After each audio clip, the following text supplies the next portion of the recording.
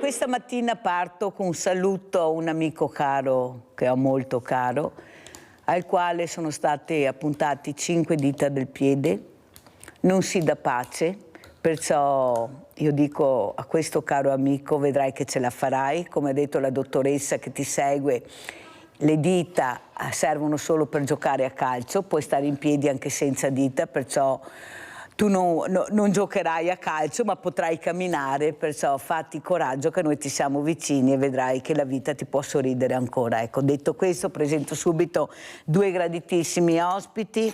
Abbiamo collegato da Milano il professor Fabrizio Pregliasco, virologo, Università degli Studi di Milano. Grazie professor Pregliasco di essere qui. In presenza abbiamo il professore Giampiero Dalla Giuanna, professore di demografia all'Università di Padova, un altro graditissimo ospite che darà dei numeri per far capire forse che qualcuno dovrebbe guardare i numeri, riflettere su questi numeri e sedersi attorno a un tavolo e cercare di trovare una soluzione per quelli che hanno voglia di lavorare, per le aziende che richiedono questi numeri che non ci sono, ma forse li potremmo trovare perché li abbiamo, però qualcuno non sente. Però inizierei subito dal professor Pregliasco. Professore, allora com'è la situazione? Qua si inizia con le campagne vaccinali, i fragili sopra i 65 anni. Ieri ho trovato 2, 3 persone che mi hanno detto: ma Mirella, io ho 70 anni, sto bene perché mi devo vaccinare. Forse farò l'anti-influenzale, ma il vaccino al momento no, sto bene, qual è il problema? Non sono fragile.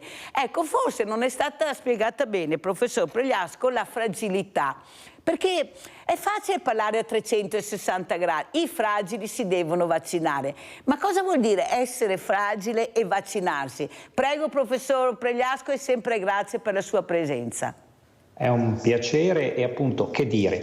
Intanto l'influenza, purtroppo anche il Covid comincia a risalire, perché il Covid sta andando in modo un po' ondulante, un su e giù, meno impressionante, meno pericoloso del passato, ma rappresenta, insieme all'influenza che arriva come le tasse invece, no? Autunno-inverno, l'influenza, le infezioni respiratorie sono una certezza.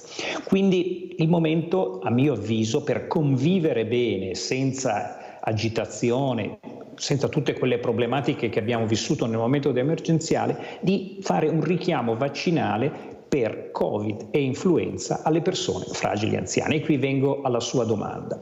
La persona fragile è di per sé una persona avanti con l'età, perché la signora che lei citava, 70 anni, è vero, ormai siamo tutti un po', diciamo così, rispetto al passato, a quell'età, e anch'io ci sono vicino, più forti e più capaci in qualche modo di reagire alle patologie e ai guai. Però abbiamo comorbilità, cioè ognuno di noi ha problematiche cardiache, respiratorie, elementi che magari stanno via via crescendo nella loro storia, nell'essere infastidirci per quanto riguarda le problematiche. L'influenza e il Covid possono essere la causa di una spinta in avanti a un peggioramento delle patologie di base. Quindi io dico, l'età, e tanto più avanti è l'età, tanto meno c'è una capacità di risposta del sistema immunitario. E poi le persone fragili sono anche giovani, se hanno problemi purtroppo di tipo oncologico, soprattutto a livello ematologico, cioè i tumori come le leucemie, ma anche in generale i tumori, perché l'organismo in quel momento è più concentrato per quanto possibile a curare la problematica di base, e la risposta immunitaria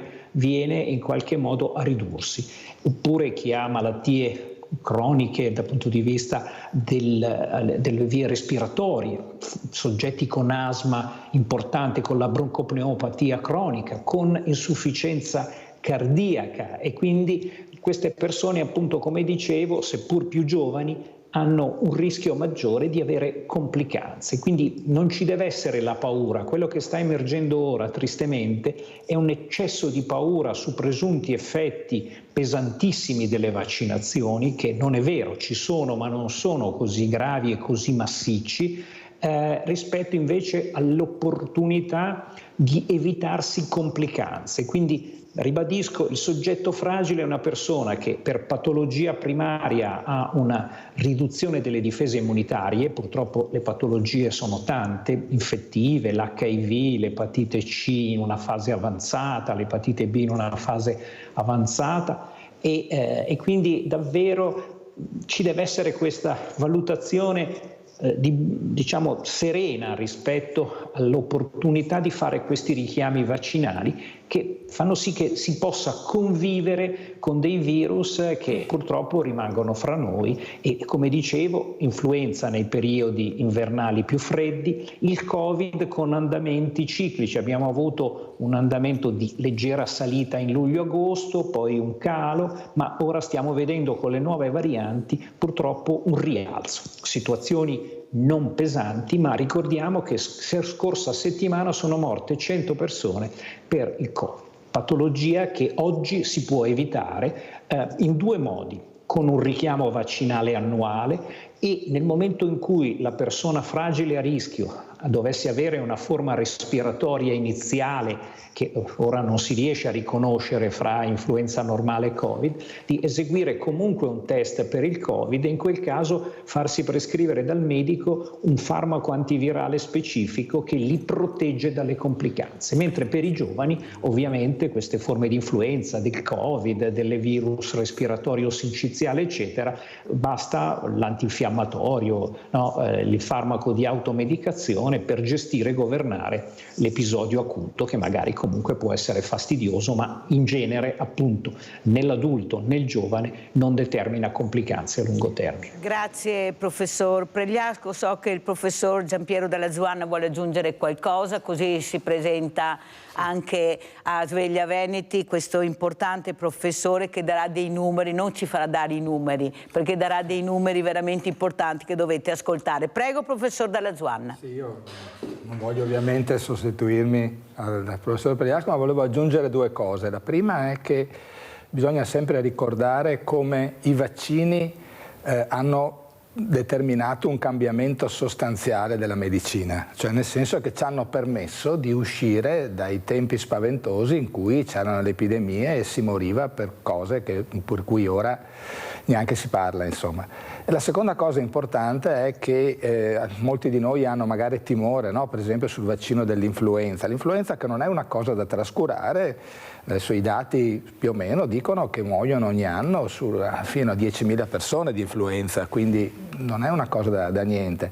E abbiamo la fortuna, diciamo così, che l'influenza si è manifestata prima, questa influenza che sta arrivando adesso in Italia, si è manifestata prima in Australia, perché voi sapete che là c'è l'inversione dell'inverno con l'estate, e quindi hanno potuto elaborare un vaccino che a noi arriva già testato e già sicuro. Quindi vacciniamoci senza paura. Si trovano in farmacia, credo che a tutta una serie di categorie sia dato anche gratuitamente, eccetera, quindi non abbiamo nessun timore, non può essere che una cosa che ci fa bene. Certo ci possono essere anche degli effetti avversi, ma sono controllabili e sono cose che possono essere benissimo, cioè il rischio è molto minore per molte persone che beccarsi delle influenze gravi che possono in ogni caso bloccare anche settimane, mesi, eccetera. Fatto bene professor Dalla Zuanna e la ringrazio. Abbiamo Rinaldo da Treviso, veloce, da Venezia, veloce Rinaldo. Ciao Mirella e buongiorno ai tuoi ospiti. Saluto il professor Gogliasco che lo rivedo con piacere e dopo non capisco tutta questa reticenza per i vaccini. O che siamo cretini tutti quanti, perché ma non se ne crudemo che 70 anni fa mi moriva come i perognocoli e non sapeva neanche per cosa. E adesso che la scienza mi ha portato e aiuta il mio anche sua da 60 a 80, 85, non ne credevo. Ma è una roba incredibile. perché con tutta la gente che ha studiato, perché non c'è più nessuno che ha fatto la quinta o la terza media, tutti hanno tutto nel studio. Oh, ma cosa hai sul cervello, sta gente? Tutti vuoi insegnarmi qualcosa, perché tutti sa tutto, vuoi insegnarmi, io ho 81 anni, cosa avrai da insegnarmi? Grazie Rinaldo, fammi andare avanti, abbiamo capito la tua riflessione, grazie anche per l'input che stai cercando di dare anche tu come cittadino. Quello che volevo anche capire però, professor Pregliasco, è questa domanda che mi viene posta, perché mi fermano, siccome sanno che ho questa trasmissione che è seguitissima, mi dicono chiedi agli ospiti, allora mi hanno chiesto di chiederle, professor Pregliasco, proprio ieri, perché appunto avendo l'Emporio Solidale ho tante persone che arrivano, ma io ho avuto l'influenza, stia a sentire il professor Pregliasco, se poi no è importante che veniate qui a Sveglia Veneti oppure in televisione, nelle varie trasmissioni che facciamo. Io ho avuto un po' di raffreddore, ho avuto un po' di influenza, mal di gola, ma non so se era Covid. E io gli ho chiesto, ti sei fatta un tampone? No, perché per me non serviva il tampone. Avevo mal di gola, continuo ad avere mal di gola, ma sta passando, non mi sono fatta il tampone. E allora come fai? Adesso dici che vuoi vaccinarti e non sai neanche se hai avuto il Covid. Ma non so neanche io perché se l'ho avuto. Allora spieghiamo, professor Pregliasco, porti pazienza, perché io incontro di tutto, ma come questa ce ne sono tantissime che non hanno fatto il tampone, perciò non sanno se hanno avuto il Covid, adesso dovrebbero rifare la vaccinazione. Cosa consiglia? Allora, come accennavo prima, il Covid non è più quello cattivo di una volta, ma è molto perfido perché continuando a modificarsi sfugge a quelle nostre precedenti infezioni o vaccinazioni del passato.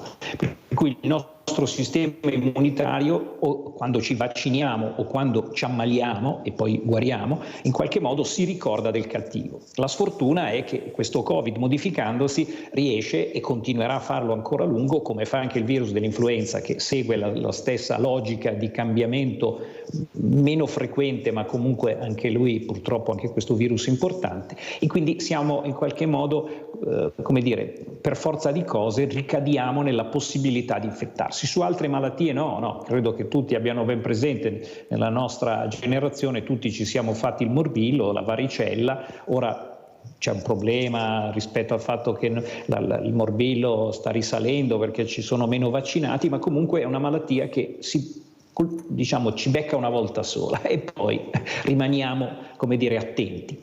Quindi il punto è che per questi virus, e faccio il discorso parallelo Covid e influenza, c'è come dire, la possibilità di ricadere dalla malattia dopo 6-8 mesi dall'ultima volta o dall'ultima vaccinazione. Quindi rispetto al morbillo, dove la malattia addirittura ci garantisce di non essere più reinfettarsi, questi virus invece ci fregano, insomma, diciamolo così semplicemente. E quindi è necessario richiamare la risposta immunitaria, come diceva prima il professore, grazie a questi vaccini aggiornati che seguono queste varianti e ci permettono di aggiornare la nostra capacità di risposta immunitaria. Quindi io dico, anno per anno nell'appuntamento autunnale rifacciamo comunque questi due vaccini, che sia Covid o influenza, proprio perché non c'è nessun problema se lo si è subito anche recentemente, perché è un rinforzo delle difese immunitarie. Quindi di fatto, come accennavo,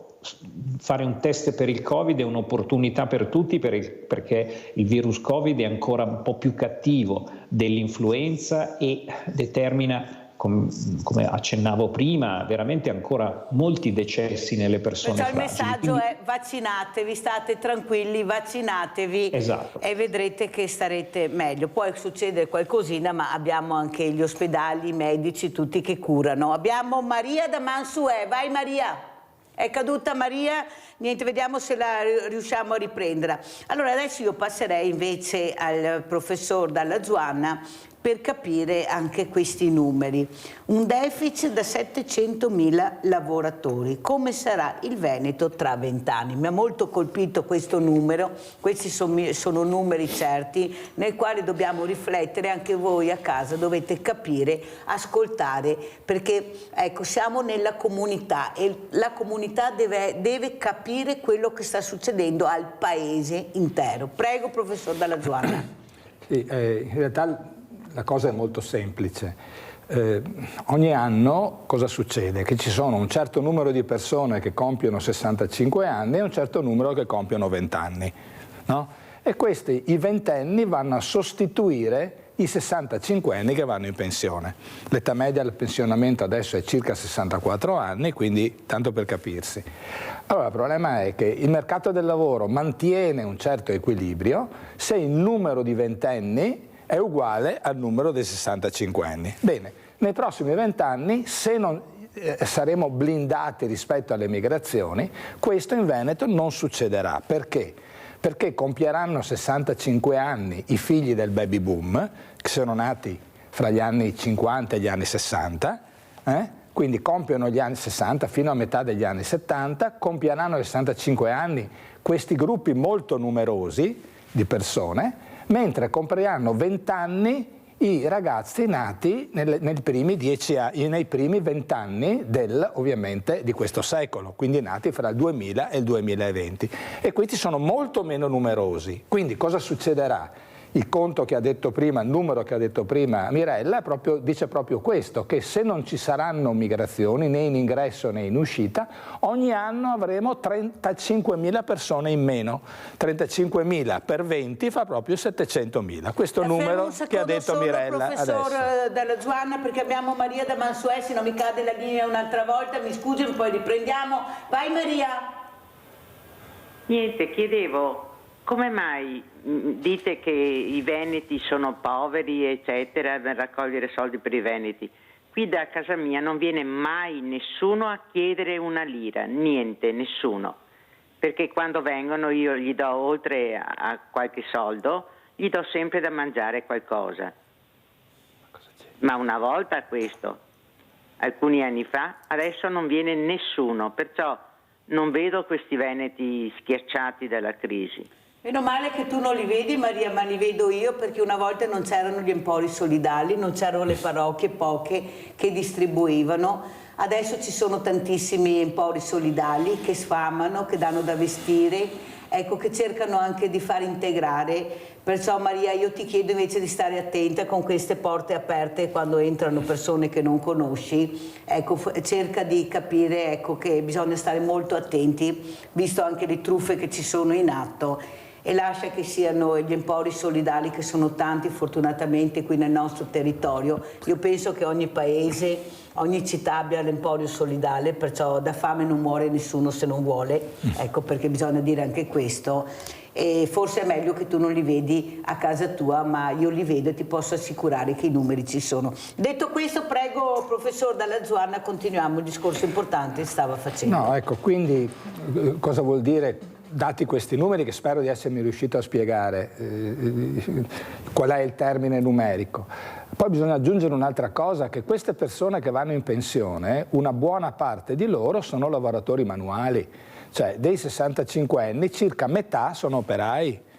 Fra i ragazzi invece di 20 anni che arrivano e entrano nel mondo del lavoro, circa l'80% hanno un diploma e quindi non vogliono più o cercano di evitare di fare certi tipi di lavori. E questo è il motivo per cui è pieno in giro per le aziende di ricerca di operai, ricerca di persone che non si riescono a trovare. Quindi che si deve fare sostanzialmente? Abbiamo bisogno di immigrazioni regolate perché non possiamo lasciarle al caso, no? Ma regolate vuol dire che bisogna mettere mano alle leggi che sono state fatte ancora tanti anni fa. Noi abbiamo ancora il sistema migratorio che è regolato dalla legge Bossi-Fini, pensate che è del 92, preistoria, cioè più di 30 anni fa, quando i migranti erano molto pochi. Invece avremmo bisogno proprio di fare accordi fatti bene con i paesi di provenienza, eccetera, per evitare che la gente venga con le barche, ma per far sì che venga per la ricerca del lavoro, con un biglietto aereo, insomma, Queste cose purtroppo non vengono fatte. Abbiamo Daniele da Verona, vai Daniele.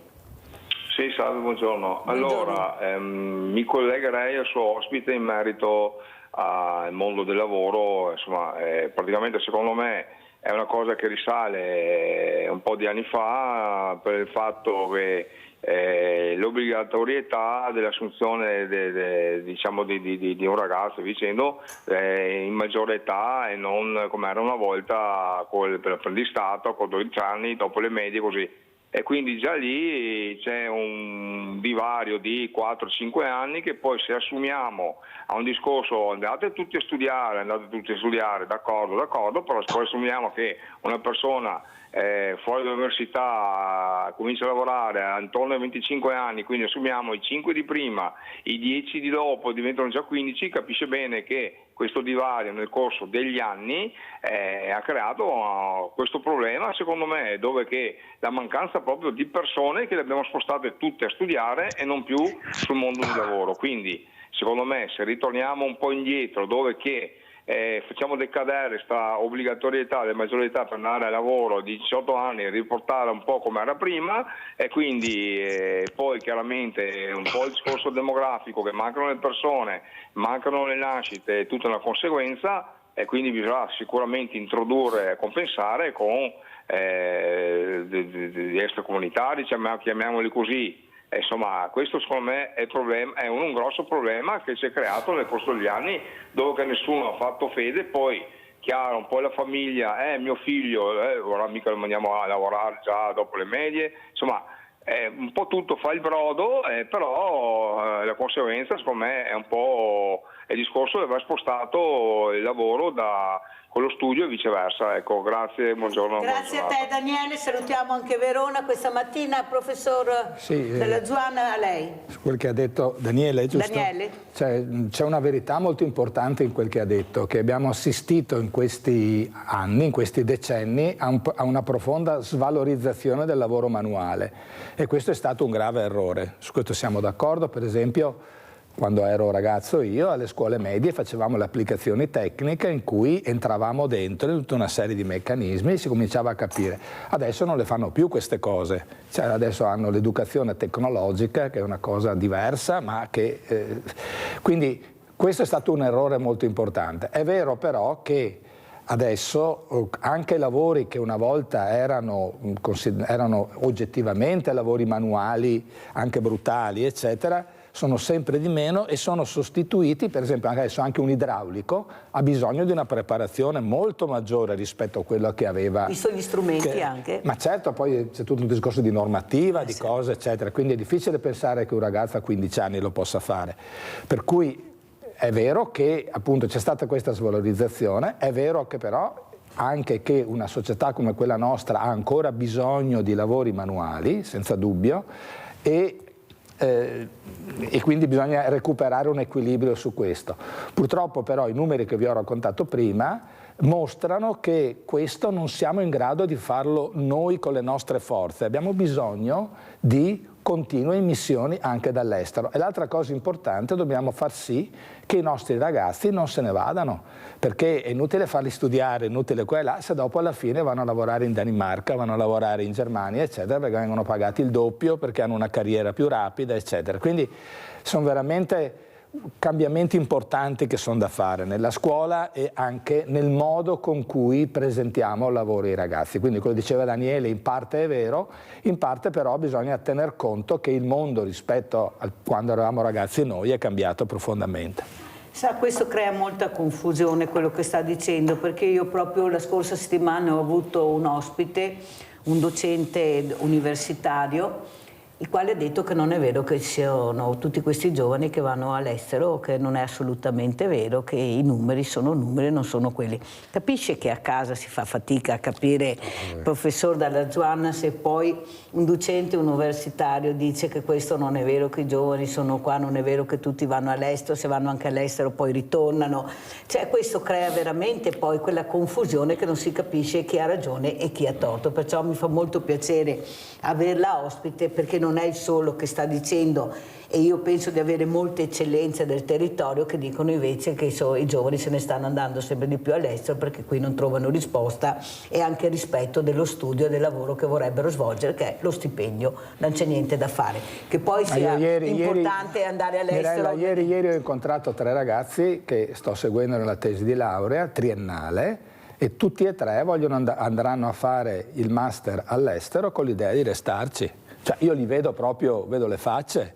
Dopodiché è chiaro che c'è tantissima gente che vuole restare, eccetera, ma ce n'è anche tanti, e purtroppo a volte sono i migliori che vogliono andare fuori. Anzi, si ritengono stretti anche sì, perché sanno il valore che hanno. Abbiamo Giusy in linea, vai Giusy. Ciao Mirella, buongiorno ai tuoi illustri ospiti. Stamattina vado a scuola di medicina. Allora, volevo chiedere al dottor Pregliasco, perché dottor Pregliasco, io mi sono fatta il vaccino tutti gli anni e non abbiamo mai avuto nessun disturbo, e sento tante persone che se lo sono fatto, dottor Pregliasco, ma hanno detto che da quella volta lì sono state malissimo e non stanno più bene. Forse dipenderà anche da corpo a corpo, insomma, questo voglio dire, perché mi sembra impossibile, eppure ci sono stati dei gravi danni a certe persone. Poi Mirella, stamattina ho letto su internet l'ultimo regalo di Sammy Basso, donato il corpo alla scienza. Pensa cosa ha fatto. Vi ringrazio. Grazie Giusy, vedi quanto importanti sono i numeri, Giusy, perché tante persone, hai detto, hanno avuto grossi problemi. Bisogna vedere quante invece sono riuscite a salvarsi grazie al vaccino. Ecco, prego professor Pregliasco, a lei la risposta. Ma allora, è difficile in generale attribuire a un farmaco o a un vaccino quello che capita dopo, e spesso sulla vaccinazione siamo, io mi permetto di dire, un po' prevenuti, no? Cioè ci succede qualcosa che sarebbe comunque successo nella gran parte dei casi e lo attribuiamo al vaccino per una relazione temporale, cioè stavo bene, ho fatto il vaccino e poi ho avuto dei problemi, e quindi no, ci sta dal punto di vista personale che possa esserci questa correlazione, no, vissuta, ma non è assolutamente automatica questa correlazione, questa causa biologica tra i due eventi. Quindi spesso e volentieri, anche poi a un'analisi specifica di singoli casi, come fa anche l'AIFA e il Ministero della Salute, ma non solo, a livello italiano, a livello internazionale, quando arrivano delle segnalazioni esamina la possibilità, la probabilità che ci sia una correlazione, e moltissime delle segnalazioni vengono in qualche modo riconosciute non dovute al vaccino. Però purtroppo il vaccino si porta appresso questo peso eccessivo che non è reale rispetto agli effetti della vaccinazione. Questo è il dato macroscopico. Poi diciamo a livello generale delle statistiche, poi dobbiamo esaminare ogni singolo caso, ma davvero effetti pesanti di malattia dalle vaccinazioni, e nello specifico dalle vaccinazioni influenzali, e poi quella che è diventata più, come dire, problematica, la vaccinazione del Covid, oggettivamente, scientificamente, statisticamente, con i numeri che il professor Delzan è uso come dire, gestire e valutare, non dimostrano effetti particolarmente rilevanti e frequenti, in particolare gravi. Abbiamo Livio da Padova, vai Livio. Mirella, ciao. Un saluto ai tuoi ospiti.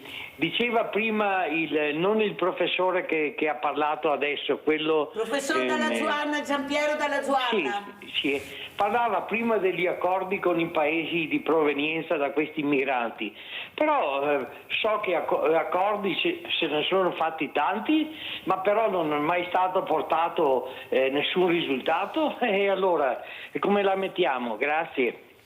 Questa è la domanda e la riflessione che fa il nostro Livio da Padova. Prego, professore. Sì, il problema di fondo, come cercavo di spiegare prima, è che abbiamo una legge sulle immigrazioni che non funziona, nel senso che l'idea è quella che di far venire per quell'azienda specifica un certo signore specifico che l'azienda dovrebbe assumere senza conoscere prima. E questa cosa non può funzionare, cioè noi avremo bisogno, come accade in altri paesi, l'Australia, la Spagna, di dare dei permessi per la ricerca di lavoro in cui le persone vengono ben inquadrate, eccetera, hanno 6 mesi, un anno, quello che serve di tempo per trovare lavoro, e dopodiché se il lavoro non lo trovano, questi si sa chi sono inquadrati, e allora devono tornare indietro nel loro paese. Questo è quello che viene fatto. Naturalmente, come dico spesso io anche ai miei studenti, le migrazioni sono un fenomeno grandioso, con tanta gente, c'è di tutto che va, che viene, quindi non è facile gestirlo. Solo che ora come ora lo stiamo gestendo male, purtroppo. Lo stiamo gestendo male perché appunto restiamo ancorati a modelli che non hanno peraltro mai funzionato bene. In Italia abbiamo fatto finora, mi pare, 12 grandi regolarizzazioni, cioè che vuol dire che la gente entrava in qualche modo e veniva in qualche modo regolarizzata, e questo non può funzionare così. Insomma, noi dovremmo cercare di aver coraggio di guardare alla realtà e di inquadrarla. Poi non è vero che le cose non funzionano sempre, per esempio sulle migrazioni stagionali molti accordi funzionano, su altre cose, per esempio Fincantieri è sempre in grado di trovare le persone che vanno a lavorare, no? Perché fa accordi con paesi, eccetera. Le grandi aziende in qualche modo si arrangiano. Il problema sono quelle piccole, per lo più, eccetera, che si trovano in balia di un mercato che non riescono a controllare. Abbiamo Antonia da Rosa. Vai, Antonia. Ciao Mirella. Ciao. Io ti conosco per TV e anche tanto tempo fa sei venuta a casa mia. Non so se sai quello che ha fatto mio figlio. Un attimo, perché mi commuovo quando lo dico. 2 settimane fa c'è stato un incidente qua vicino a casa mia. Abbiamo Rostone, si chiama La Vica. Uno è andato dentro, si è rotto il sterzo della macchina, non è riuscito a girare, è andato a finire giù su questo Rostone, capotato, poverino. Mio figlio, che era fuori qua a casa, ha sentito il colpo, ha preso la bici e è andato là. Come è arrivato, ho visto la macchina con le ruote alte, c'erano 2 ragazze là e un altro, ma l'altro non aveva il coraggio di entrare in acqua, aveva paura. Mio figlio è andato dentro senza pensarci. Quando è andato dentro ha visto questo ragazzo, dico a 43 anni, e lui gli fa: finalmente che qualcuno è venuto, sì, ha detto, ce la fai a aiutarti, sei solo? Sì, sono solo, insomma l'acqua era abbastanza corrente forte, è riuscito a tirarlo fuori dalla macchina. Bravo. E dopo le ragazze, le altre 2 ragazze che erano là, le hanno aiutato a tirarlo su. Hanno chiamato i soccorritori, il 118, ecco. Grazie. E questo è quello che ha fatto mio figlio. Antonia, hai fatto bene a chiamare, perché questi sono anche gli esempi positivi. Certo. Questa è una telefonata di una mamma che capisce l'importanza del gesto del figlio e vuole dirlo pubblicamente. Perciò ti ringrazio, mi ha fatto piacere sentirti. Ecco, ti chiamerò così mi congratulerò anche con tuo figlio, e grazie veramente Antonia per quello che hai fatto. Pubblicità.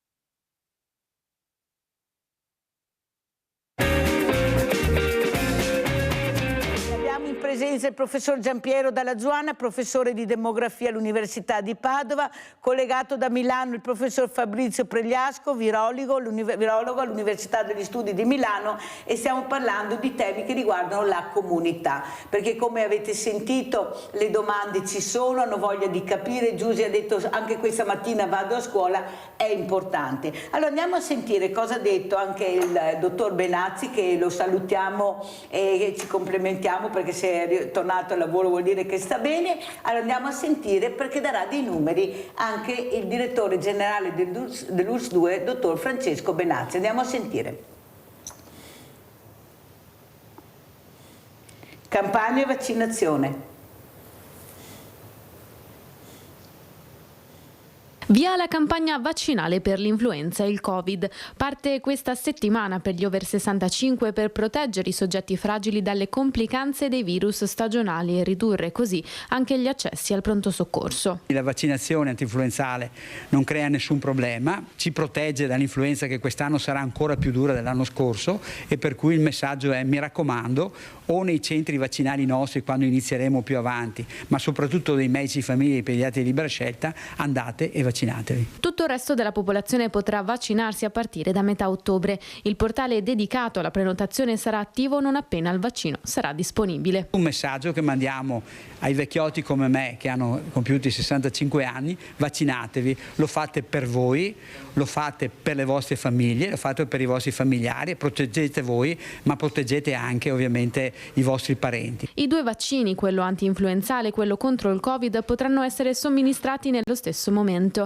Per i bambini dai 2 ai 6 anni disponibili dose di vaccino in spray nasale. Per facilitare l'accessibilità alla vaccinazione, la Regione ha previsto inoltre la programmazione di 2 Open Day in cui saranno organizzate da tutte le ULSS sedute vaccinali dedicate. L'anno scorso eravamo intorno al 56-60%, quello che noi vorremmo arrivare ovviamente è superare il 65% della popolazione over 60 che si vaccina. Deve passare una comunicazione come dire positiva, che vaccinarsi non significa fare chissà che cosa, significa proteggersi. Allora, professor Pregliasco, abbiamo sentito questo numero, speriamo di raggiungere il 65%, io dico magari superarlo abbondantemente non sarebbe male, visto quello che state spiegando e che lei in particolare sta spiegando. Questa mattina ha ricevuto anche i complimenti del professor Dalla Zuanna, perché dice che sta spiegando molto bene, ecco, anche con parole semplici, perché è quello che bisogna fare, se no a casa non riescono a capire. Infatti delle volte io dico ai miei ospiti, mi scusi, spieghi, perché lei lo sa, ma a casa non lo sanno. Prego, professor Pregliasco. Questo 65%, poi lo chiederemo anche al professor Dalla Zuanna, per lui cos'è il 65%, prego. Ma allora, quello che ha detto il direttore generale è assolutamente buonsenso ed è il risultato di ricerche scientifiche di decenni. Io da anni mi occupo proprio di valutare l'efficacia della vaccinazione antinfluenzale, poi quando è stato il momento ovviamente anche quella del Covid, e il dato è assolutamente importante. È vero, non si tratta di schermi al 100%, si può subire comunque la malattia, ma il risultato, anche nel caso in cui ci si dovesse ammalare, è sicuramente migliore in termini di effetti a lungo termine o di guai pesanti per la salute. È importante anche dire che a volte qualche signore, soggetto che si è vaccinato dice mi sono fatto la vaccinazione ma ho subito l'influenza. Bisogna dire che l'influenza è il virus protagonista della stagione invernale, quello che ci preoccupa di più è quello per cui appunto c'è la possibilità di protezione specifica, ma purtroppo ci sono tanti altri virus che circolano e le manifestazioni cliniche sono molto simili. La vera influenza, ricordiamolo, si riconosce per 3 cose: l'inizio brusco della febbre oltre i 38, la presenza di dolori muscolari articolari, la presenza di sintomi respiratori, naso chiuso, nasocecholax. Se ci sono queste tre cose, allora è probabile che si tratti di vera influenza. In tutti gli altri casi, che spesso accadono perché sono frequentissimi, magari solo il naso chiuso, il naso che cola, un po' di febbricola, a volte effetti anche gastroenterici, e in questo caso si sta subendo una serie di altri virus, respiratorio sinciziale, metapneumovirus, adenovirus, rinovirus, che noi studiamo proprio per capire com'è la composizione di questo cocktail di virus che in qualche modo purtroppo ci infastidiscono. Importante anche dire: non usiamo l'antibiotico in prima battuta a fronte di infezioni respiratorie quali che siano, dal Covid all'influenza, al rinovirus o altro. Al limite l'antibiotico può servire in seconda battuta, perché spesso dei batteri si inseriscono proprio grazie a questa prima infezione virale. È da lì che tra l'altro arrivano molte delle complicanze a rischio vita, perché il virus influenzale, il Covid e gli altri virus cugini in qualche modo riducono le difese immunitarie nella fase di malattia acuta e aprono la porta a batteri che in qualche modo poi possono determinare polmoniti e peggiorare, come dicevo prima, in un meccanismo triste e un cortocircuito, no? Una persona che ha l'asma oppure un problema cardiaco, ha l'influenza, febbre alta, il cuore deve far pompare di più, poi arriva la polmonite che riduce la capacità respiratoria, e in questo cortocircuito negativo da un'infezione inizialmente banali si può arrivare, e purtroppo i numeri ce lo confermano, a forme veramente molto gravi, a rischio vita. Grazie professore, però io aggiungerei anche una cosa. In questo momento, se qualche politico deve parlare, io starei molto attenta. Siccome siamo in campagna elettorale, sono tutti in campagna elettorale, e siccome più di qualche politico cavalca qualsiasi cosa pur di avere visibilità, lo dico io professore, spero che non cavalchino anche la campagna vaccinale quei favorevoli e i contrari, come abbiamo visto negli anni che seguono. Devono lasciar parlare gli addetti ai lavori, le persone competenti, le persone che sanno e danno dei numeri esatti, corretti, e soprattutto far capire l'importanza della salute dei cittadini. Io quando sento qualche politico che dice io rappresento gli italiani, prima cosa rappresenta il partito che lo ha votato e non tutti gli italiani, perciò se qualcuno si permette di dire rappresento tutti gli italiani a livello politico, deve anche dare delle notizie certe e un'informazione corretta. Cosa dice professor Dalla Zuanna? A me era piaciuto molto quando ai tempi del Covid c'era stata la vaccinazione pubblica di Mattarella, vi ricordate, no? In cui si era vaccinato pubblicamente, perché una persona che è ritenuta, se non ricordo male, dall'80% degli italiani credibile, eccetera, ha mostrato un po' un comportamento, eccetera. L'idea di cavalcare il consenso, qualunque esso sia, è una cosa che purtroppo la politica molto spesso fa, e invece di cercare un po' di guidare le persone si tende un po' a farsi guidare. Questo è sempre sbagliato, secondo me. Per quanto riguarda il discorso del vaccino, volevo aggiungere una cosa, se posso. L'ha detto molto bene Benazzi, vero, sì. Si chiama, che è il direttore generale dell'USL Treviso. Il fatto, se si vaccinano tante persone, e questo lo si diceva molto nel Covid, e mi correggerà il professor Frediasco se dico una stupidaggine, si crea quello che si dice l'effetto gregge. Tu vaccinandoti, se tanta gente si vaccina, si diminuisce la probabilità che la gente si ammali, anche quelli che non sono vaccinati. Per cui è molto importante, l'ha detto bene Benazzi, tu vaccinandoti garantisci non solo i tuoi vicini, eccetera, ma un po' tutta la collettività. Mi corregga il professor Pregliasco se ho sbagliato a dire qualcosa. Prego professore. Assolutamente perfetto, è questo l'elemento importante di tutte le campagne vaccinali. Dicevo, non c'è per i vaccini una efficacia al 100%, ma questa capacità di protezione diventa veramente importante per sé, per i propri familiari, per le persone fragili, più anziane della propria famiglia, le persone che possiamo incontrare e infettare nel momento in cui siamo malati, ma poi è un effetto a livello generale. A volte, appunto, in questa nostra Italia diventano più rilevanti gli aspetti personali, quindi in qualche modo vai avanti tu e io invece non voglio correre dei rischi che spesso sono percepiti appunto in modo eccessivo riguardo alla vaccinazione e i suoi effetti contrari. Ma dobbiamo fare questo discorso in generale, cioè quando abbiamo un mal di denti feroce nessuno va a leggersi il bugiardino dei farmaci che assumiamo, e se lo andassimo a leggere vedremo effetti pesantissimi che poi si dimostrano e ci sono, così come un'efficacia notevole. Ma nel momento della vaccinazione abbiamo un po' più di ritrosia perché stiamo bene, magari pensiamo che per noi, magari giovane anziano, ci sia in qualche modo poco rischio per l'influenza, giovane anziano come me, 65enne diciamo così, ma purtroppo no, dobbiamo invece considerare questa opportunità di evitarci dei guai che poi a cui a posteriori non si può far nulla in termini preventivi.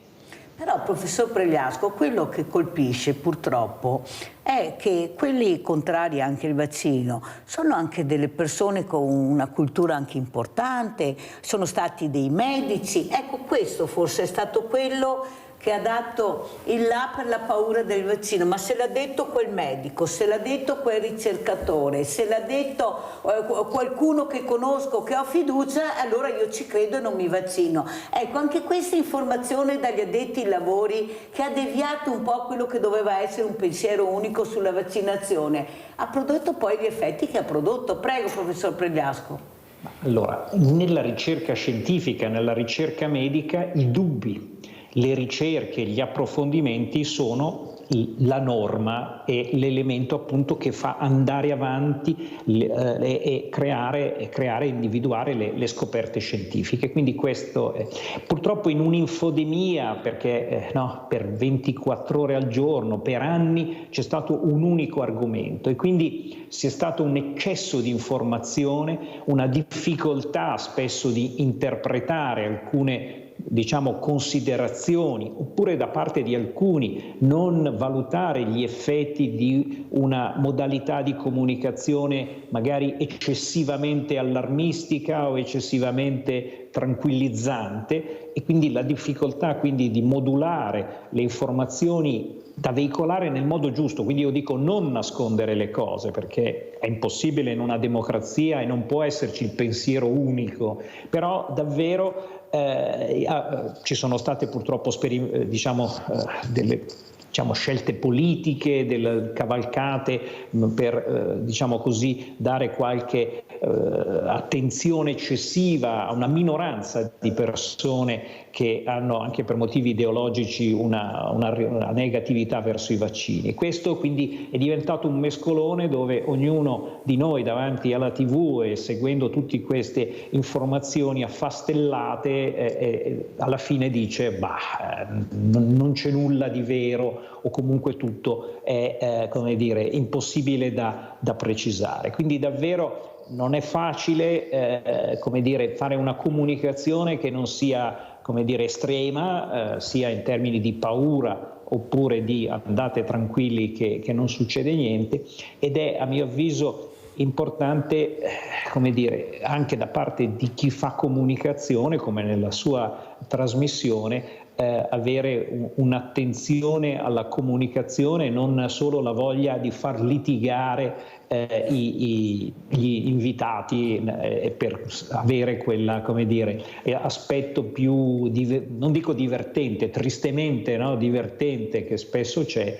in molti dibattiti televisivi dove le persone non discutono, non hanno la possibilità di, come c'è nella sua trasmissione, di articolare un discorso, ma solo di insultarsi a vicenda. Questo lo vediamo, e tristemente lo vedo, su tanti argomenti, anche quelli dell'attualità che sta capitando nel mondo in questi momenti. Grazie veramente, professor Pregliasco. Io cerco di fare il mio lavoro seriamente e dare una comunicazione corretta. Grazie veramente.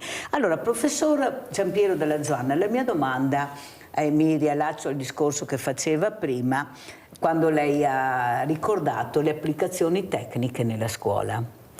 era un momento di formazione dove anche l'insegnante capiva dove eri più orientato anche nella manualità che ci mettevi. Poi questa formazione è sparita, sono spariti gli ITIS che erano strapieni di ragazzi perché qualcuno ha deciso di non capire l'importanza invece della formazione. Una formazione che era molto gradita e sentita dai ragazzi. Io mi ricordo quanti ce n'erano che frequentavano questi istituti professionali. Adesso ci lamentiamo che non sanno fare i lavori. Hanno titoli di studio, però poi quando escono purtroppo i lavori non riescono manualmente a gestirli. Poi parliamo di immigrazione, questi ragazzi che arrivano che devono essere formati. Sono perfettamente d'accordo, ci mancherebbe. Però io penso che loro sanno lavorare.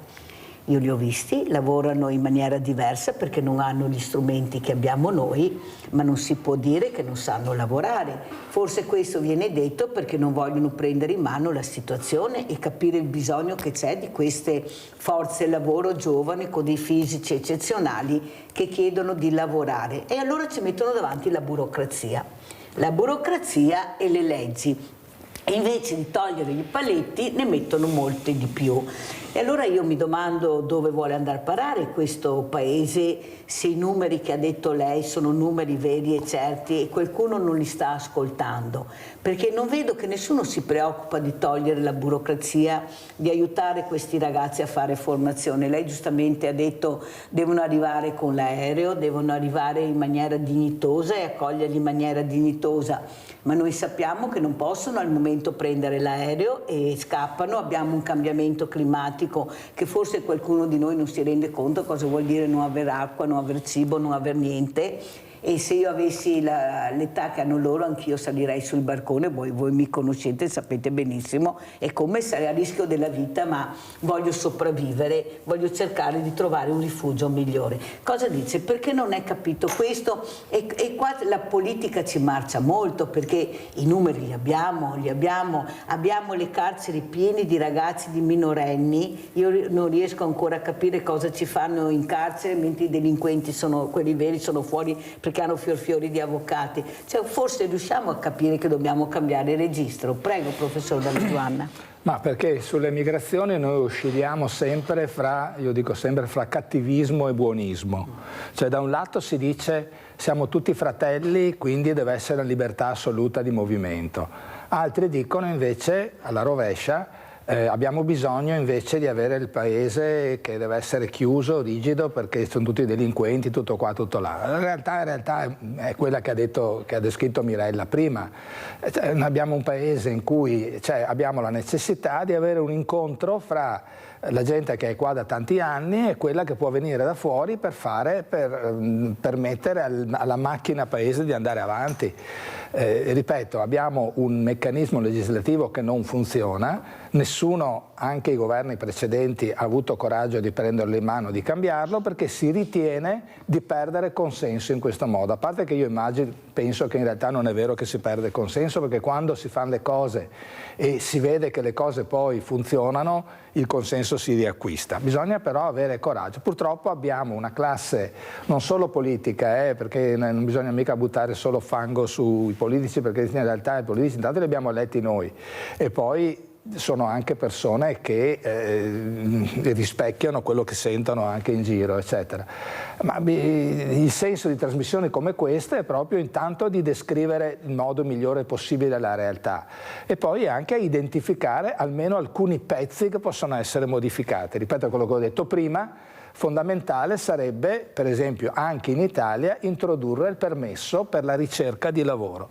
Se tu vai in Australia adesso, puoi stare là 6 mesi per cercare lavoro, se trovi un lavoro che sia legato al paese, eccetera, così tu puoi avere la carta per restare in Australia, se no te torni a casa.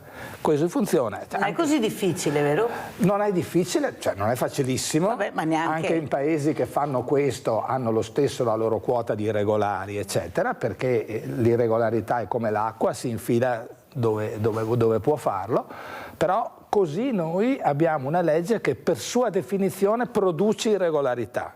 perché è impossibile per un imprenditore veneto prendere una persona che non conosce, cioè tu devi prendere uno che hai potuto provare, che hai potuto, no, nella tua azienda prima vedere che sia una persona che funziona, perché sennò come fai? Ecco, quindi parliamo del Veneto per dire come tutta Italia, che è in grandissima parte basata su piccole imprese, basata su un rapporto anche personale fra l'imprenditore e il lavoratore. Per poter fare questo abbiamo bisogno di cambiare il nostro modo di gestire il fenomeno. Nessuno finora ha avuto coraggio di farlo veramente. Adesso il Paese, specialmente la politica, si è ingessata sul ius scholae.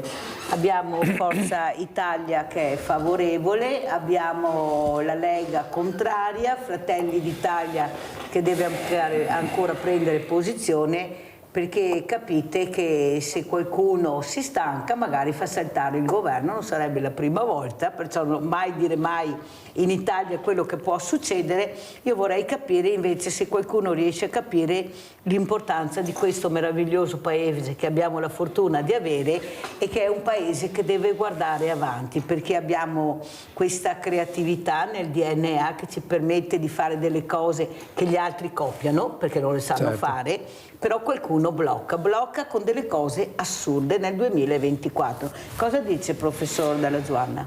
Ma sul discorso della cittadinanza vi dico come la penso io, che non tutti sono d'accordo, ma vi dico la mia opinione. Io credo che noi dobbiamo guardare quello che stanno facendo adesso la Francia e la Germania, che non sono due paesetti, ma sono due paesi che gestiscono da molto più tempo di noi le migrazioni, eccetera. Ora, in Francia e in Germania tu puoi chiedere la cittadinanza dopo 5 anni di residenza, che era quello che c'era in Italia prima del 92, quando si è portata il tempo di residenza necessario in 10 anni. 5 anni sono un tempo più che sufficiente. Non basta questo, bisogna anche mostrare che si è imparato l'italiano, bisogna mostrare che si ha un lavoro, bisogna mostrare che si ha un reddito. Quindi non è che viene regalata la cittadinanza in questo modo. 5 anni è quello che la richiesta di referendum, che adesso ha raccolto le firme, chiede, no? Di tornare alla legislazione che c'era prima del 92 su questo.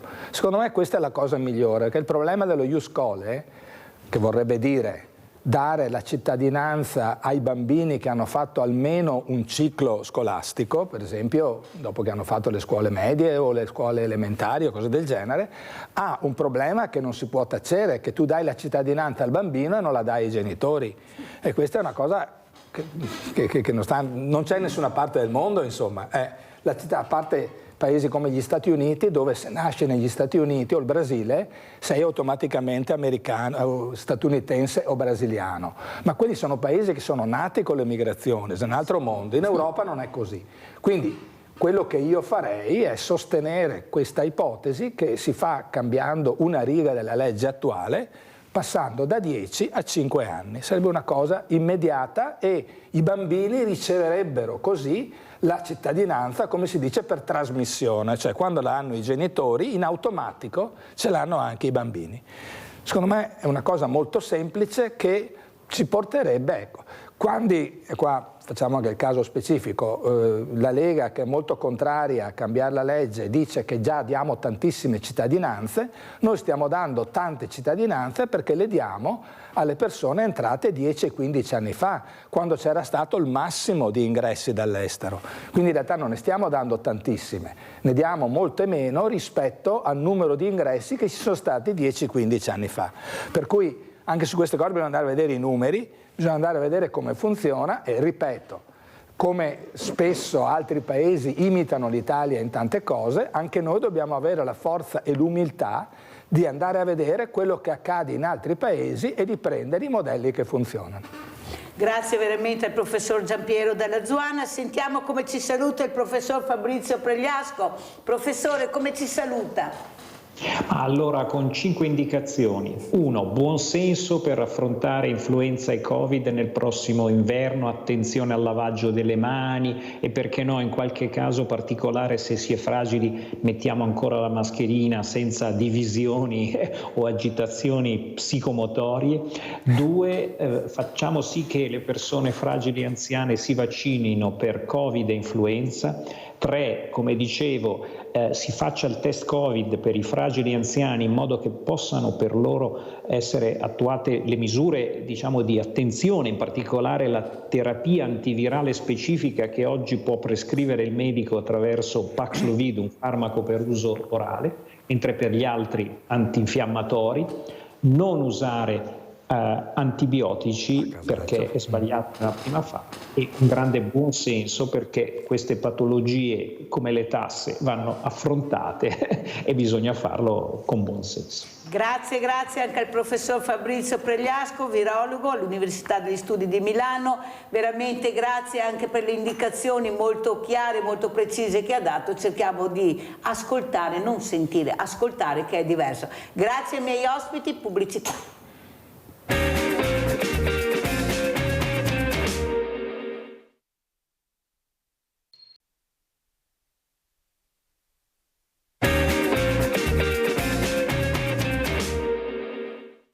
Spazi verdi, giardini, piccoli scrigni di natura e botanica con alberi e fiori, angoli sorprendenti nascosti dietro le facciate di storici palazzi dentro le mura di Treviso.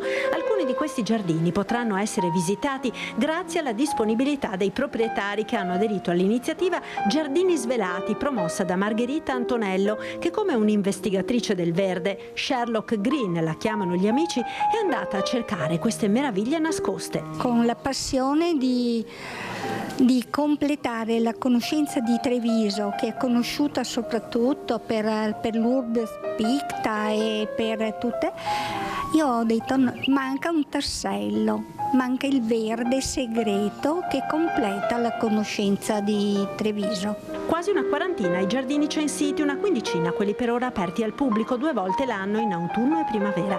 Il prossimo fine settimana sono in programma le visite guidate con la collaborazione di Barbazza Garden per la parte botanica e Guide di Marca per condurre i visitatori alla scoperta di Treviso da una prospettiva diversa. Noi stesse, preparandoci per queste visite guidate, abbiamo fatto delle vere e proprie scoperte, perché è la caratteristica dei palazzetti trevigiani quella di avere spesso la parte verde, il vecchio brolo, sul retro del palazzo, quindi varcando dei semplici portoncini ci si aprivano degli scrigni verdi che non pensavamo proprio di trovare. Apertura e chiusura dell'evento saranno in giardini speciali, quello dell'Oasi di Pediatria del Cafoncello e i 3 giardini Isra, luoghi con forte significato simbolico legato al ciclo delle nostre vite e al potere curativo del verde. Prenotazione obbligatoria alla mail giardinisvelatitreviso@gmail.com. E presento subito queste graditissime ospiti. Abbiamo in presenza Valentina Crespan, presidente guida di Marca, assieme a Margherita Antonello, invece, che è ideatrice del progetto Giardini Svelati a Treviso. Una meraviglia, ve lo posso assicurare, e devo ringraziare per questa idea che ha avuto specialmente Margherita Antonello, perché l'idea poi si sviluppa il tutto, ma l'idea è di Margherita Antonello. Saluto anche da Padova padre Federico Lauretta, parroco della Basilica di Santa Giustina.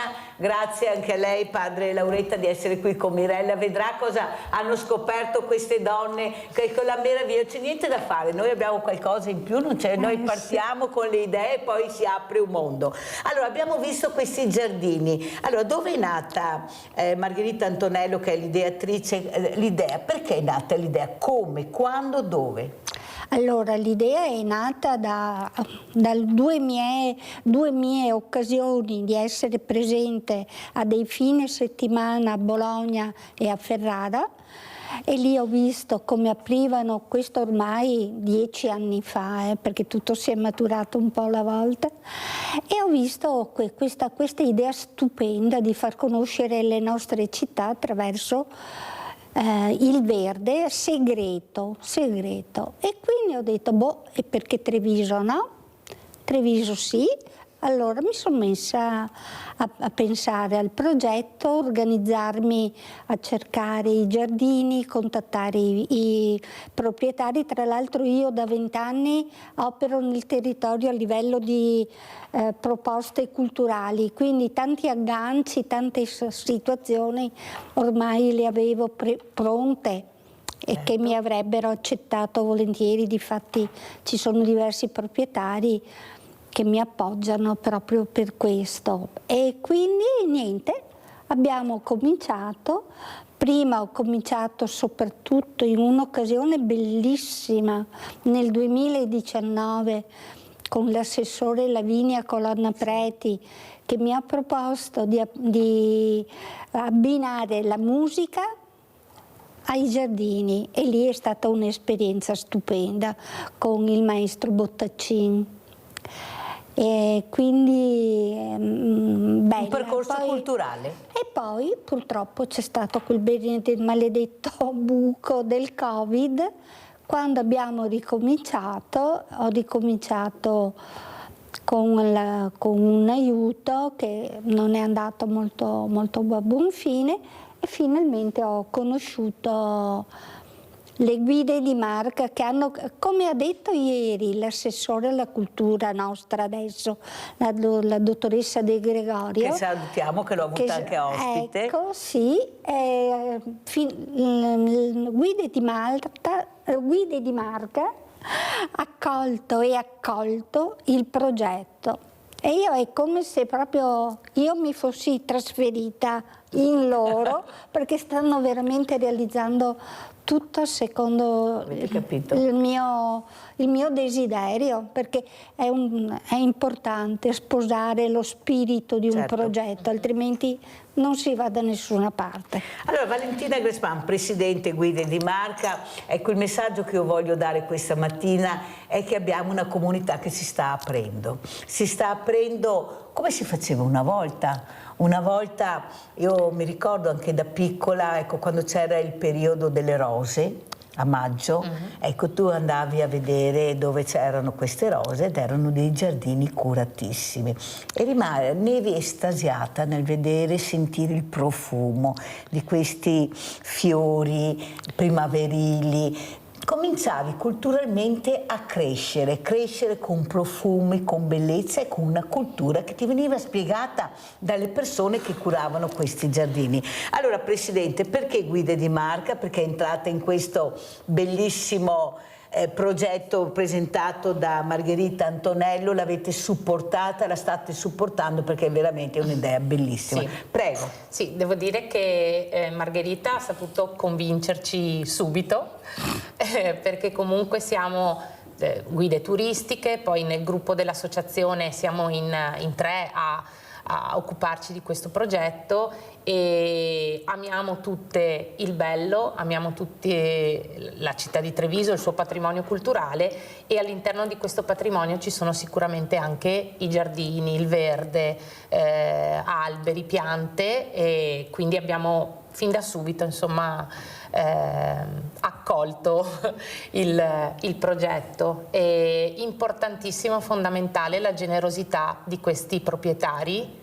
che aprono spesso anche le loro case, perché per arrivare magari a un giardino posto sul retro della casa si attraversa l'androne, si attraversa il soggiorno, e quindi c'è una grande generosità, c'è una grande fiducia, che noi sentiamo molto, come anche responsabilità per portare avanti al meglio con serietà e anche con gioia, ovviamente, perché fa parte del nostro essere queste visite guidate, assolutamente. Allora, Valentina Grespan, lei è Presidente di Guide di Marca, ecco, cosa vede, cosa sente alla fine di questi percorsi? Ecco, cosa dicono le persone che visitano, ma anche i proprietari? Perché noi sentiamo sempre i cattivi esempi, ecco, quelli riescono a avere la stampa a favore, titoloni, e magari progetti così belli, magari 3 righe e vai. Ecco, io penso che forse si dovrebbe cambiare e capire invece l'importanza di dare questi messaggi, che sono anche messaggi educativi, di comportamento, di valori. Prego. Assolutamente. Innanzitutto devo dire che dalle edizioni che abbiamo svolto fino adesso abbiamo constatato che c'è una partecipazione molto variegata, quindi dalla famiglia col bambino alle persone magari con i capelli più grigi, persone che a volte affrontano le 2 ore, 2 ore e mezza di visita guidata anche col bastone, pur di essere parte di questo progetto, e si è creato fin da subito un clima molto, direi, sereno, di condivisione, perché allora i nostri ospiti hanno l'opportunità di fare domande anche al proprietario, che spesso è lì e che cura personalmente il giardino, per cui c'è un interessante scambio. E fondamentale chiaramente anche la presenza accanto alla guida turistica degli esperti di botanica, Francesca ed Elisa Barbazza. C'è una squadra. Esatto, di Barbazza Garden. Che salutiamo, che ha avuto ospite anche lei. Esatto. E per cui veramente c'è un'atmosfera informale, rilassata, ed è proprio lo spirito che vogliamo mantenere, proprio anche per promuovere un tipo di turismo che sia più sostenibile. È un termine usato, ma in questo caso è corretto. Allora sentiamo padre Federico Lauretta, parroco di questa basilica di Santa Giustina, bellissima. Ecco, apriremo anche la basilica, c'è questo giardino nel retro della basilica. Come commenta padre Lauretta questo splendore che abbiamo questa mattina, di capire l'importanza di aprirsi alla comunità, indipendentemente del giardino, dell'orto, ma proprio appartenere alla comunità. Questa mattina mi apro alla comunità con quello che ho di bello. Prego padre Lauretta. Noi monaci benedettini siamo stati tra i primi cultori dei giardini. I nostri chiostri risplendono proprio di questa cura del bello, di questa cura del verde. San Bernardo diceva che i monaci dovevano trasformare la silva, ovvero la selva circostante, in giardini curati, perché in qualche modo era riprodurre il giardino dell'Eden. Se uno viene a visitare la nostra abbazia, abbiamo un giardino stupendo, non tanto grande, però abbiamo anche un chiostro, il chiostro delle rose, molto bello. E anche a Padova da alcuni anni c'è questa iniziativa che si chiama Anime Verdi, dove vengono aperti giardini e anche noi chiediamo di poter vedere il nostro. Bisogna unire le forze allora, scambiarsi, ecco, questo scambio culturale. Quanto importante è per la comunità sentire che c'è qualcuno che ti apre le porte? Perché noi viviamo, io dico sempre, padre Lauretta, in un nord profondo, ci sarà anche il profondo sud, ma abbiamo anche il profondo nord, tutti chiusi, cancelli altissimi, reti non ne parliamo, sempre chiusi, finestre chiuse, persiane chiuse, mentre dovremmo capire, naturalmente con le dovute cautele, perché dobbiamo anche dirlo, di aprirci, di socializzare, di far diventare questi giardini, questi parchi che abbiamo, ecco, far parte della comunità. Cosa dice? Ma è così difficile, padre Lauretta, a capire che dobbiamo aprirci un po' di più? Io ce la metto tutta con questa trasmissione tutte le mattine per cercare di far capire che tutto sommato, se riusciamo a dialogare un po' di più, saremo più felici e più sorridenti. Prego, anche con il bello. Per noi è un po' paradossale, perché insomma i monasteri sono di sua natura, sono luoghi claustrali, quindi di per sé sono luoghi di clausura, però in realtà può sembrare paradossale, perché pur avendo magari cancelloni, pur avendo le mura, i monasteri sono da sempre però luoghi accoglienti, e la prima parola che si trova davanti alla porta del monastero è pax, pace. Certo, dobbiamo recuperare però una virtù importante che noi monaci seguiamo, che è la virtù della discrezione, del discernimento. Ecco perché anche il portinaio svolge un ruolo fondamentale, è il primo monaco che incontra l'ospite che arriva, deve accoglierlo con gentilezza, però nello stesso momento, ecco, ci sono dei passaggi, dei filtri, perché quello che si deve mantenere è sempre il rispetto reciproco e soprattutto la pace fraterna. Però quello che io ho osservato, io ho visitato, sono stata anche a Venezia, l'Isola del Deserto, perciò so di cosa parlo. Quando tu porti delle persone a vedere certi luoghi, certi posti, nel momento che arrivi e ti rendi conto di dove sei, di dove stai per entrare, la prima cosa che ho notato è il silenzio assoluto delle persone. C'è questa curiosità di vedere, di entrare, ma nello stesso tempo è accompagnata da rispetto.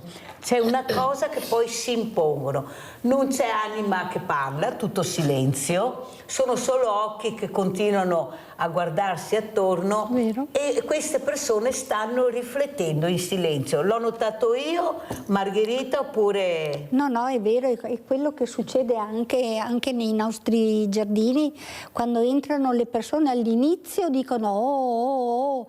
Insomma, le espressioni di meraviglia e di stupore che il giardino provoca nell'immediato, l'emozione, però poi pian pianino tutto si calma, ascoltano la guida di Guide di Marca e la botanica, e dopo intervengono, ma ti esprimono con gioia quello che hanno visto, quello che è vero? Vero, sì, anche i bambini, perché sono spugni, i bambini assorbono. I bambini hanno un atteggiamento di disciplina e di rispetto incredibili. Sentiamo anche Valentina, certo. Ecco, il rispetto di entrare in una proprietà che non è tua, il rispetto nell'ammirare il bello, ma quello che mi piace è emozionare, ecco, vedere che le persone si emozionano, cosa difficilissima da fare, e l'ho notato, proprio questo riesce a farlo l'arte, la cultura, la bellezza.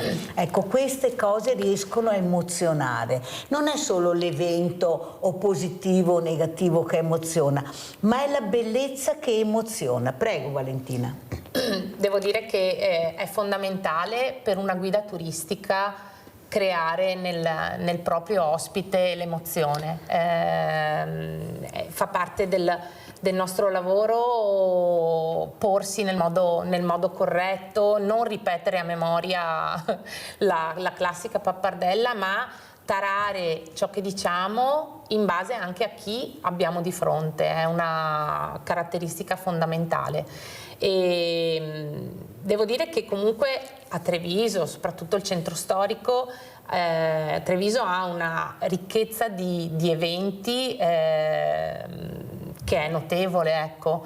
Anche per questo prossimo fine settimana ci sono le nostre visite guidate, ma ci sono anche altri eventi, la Coppa del Mondo del Tiramisù, 2 settimane fa ci sono state le giornate europee del patrimonio con tanti enti culturali che si sono uniti grazie al Comune di Treviso per aprire e organizzare tantissimi eventi, quindi devo dire che l'opportunità di emozionarsi con la bellezza non manca. Allora, padre Lauretta, ecco, le emozioni, io vorrei parlare con lei anche di emozione. Lei cosa sta vedendo? Io vedo tanti esempi meravigliosi di ragazzi che riescono a emozionarci. Anche ieri ho avuto questa start-up di Vaia dove questi ragazzi meravigliosi hanno creato con questo legno degli oggetti meravigliosi per la comunità naturale. Quello che hanno spiegato parlando con una semplicità incredibile di cosa dovrebbe fare la politica e i politici. Ecco, queste cose che riusciamo a vedere ci emozionano perché vediamo dei buoni esempi. Ecco, non ci emoziona vedere il cattivo esempio. Il cattivo esempio ci fa arrabbiare, ecco, ci fa rovinare la giornata, diciamo così. Ecco, non sarebbe tempo che invece dovremmo dare più risalto invece ai buoni esempi, alle emozioni che danno i buoni esempi. Cosa dice padre? Anche voi dovete fare la vostra parte. Io condivido il tuo pensiero, Mirella, però sappiamo, no, che il male fa sempre più rumore del bene, perché il male ha un impatto molto più diretto, il bene invece è molto più calmo, il bene lavora in umiltà, lavora in nascondimento, ma io sono anche convinto che però poi alla fine il bene germoglia, Riguardo alle emozioni, anche la fede sta riscoprendo l'importanza, perché eravamo arrivati anche a creare una fede un po' asettica, no? Una fede un po' costruita, invece oggi come oggi stiamo riscoprendo anche l'importanza delle emozioni anche nella vita di fede, nella vita di preghiera, nella liturgia. Si sta lavorando molto, ecco, per io dico perché anche i giovani vengono meno a messa, forse perché le messe sono diventate troppo logoroiche, troppo noiose, forse perché la celebrazione non è capace di suscitare, ecco, le emozioni della gioia, del piacere. Ecco, credo che sia importante anche recuperare questi aspetti nella vita di fede. Ieri ho avuto un ospite, una tanatologa, che ha spiegato cosa vuol dire questo. Ecco, conoscere l'aldilà, parlare ai bambini dell'aldilà e parlare della vita e della morte. È stato interessantissimo. Abbiamo capito l'importanza anche di far parlare le persone che studiano, che conoscono il tema, e soprattutto far capire ai bambini cos'è la vita, cos'è la morte e l'aldilà. È stata un'esperienza bellissima. Avevo in studio anche una ragazza, una biologa nutrizionista che sta combattendo un cancro, che ha avuto il coraggio di pubblicarlo anche nei social per non essere sola, per condividere questo percorso difficile, e le dico la verità, ecco, questo è quello che ha emozionato, ecco, sentire queste diversità che si univano nel capire questa professoressa che spiegava cos'è la morte, la speranza, ed è stato bellissimo. Forse abbiamo paura di parlare, abbiamo paura di usare questa parola, però poi vedo che i ragazzi, specialmente quelli che hanno perso la via della ragione, purtroppo, ma gli esempi che hanno non sono di sicuro degli esempi che possono far loro ritrovare la via, che ci giocano con questa parola che è la morte. Riescono a superare l'asticella e sfidarla. Perché è successo questo? Ma prima di rispondere vorrei che lei vedesse questa rissa che è successa a Castelfranco Veneto. Andiamo a vedere, poi la commentiamo.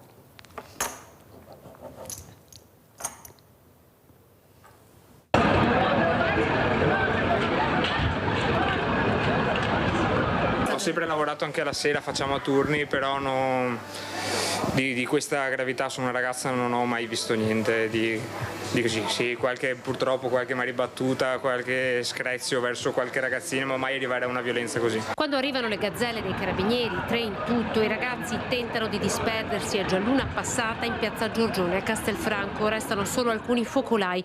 La foto, scattata immediatamente prima da un residente della piazza, racconta di una rissa nata tra pochi e finita per coinvolgere almeno un centinaio di coetanei. Inferno, sì, sembrava una guerra, veramente, ammetto, mi ha fatto paura, sinceramente, sì. Alla scena assistono in tanti. A mezzanotte di venerdì sera un gruppetto di ragazzi alterato viene allontanato da questo locale, Castelli in Aria.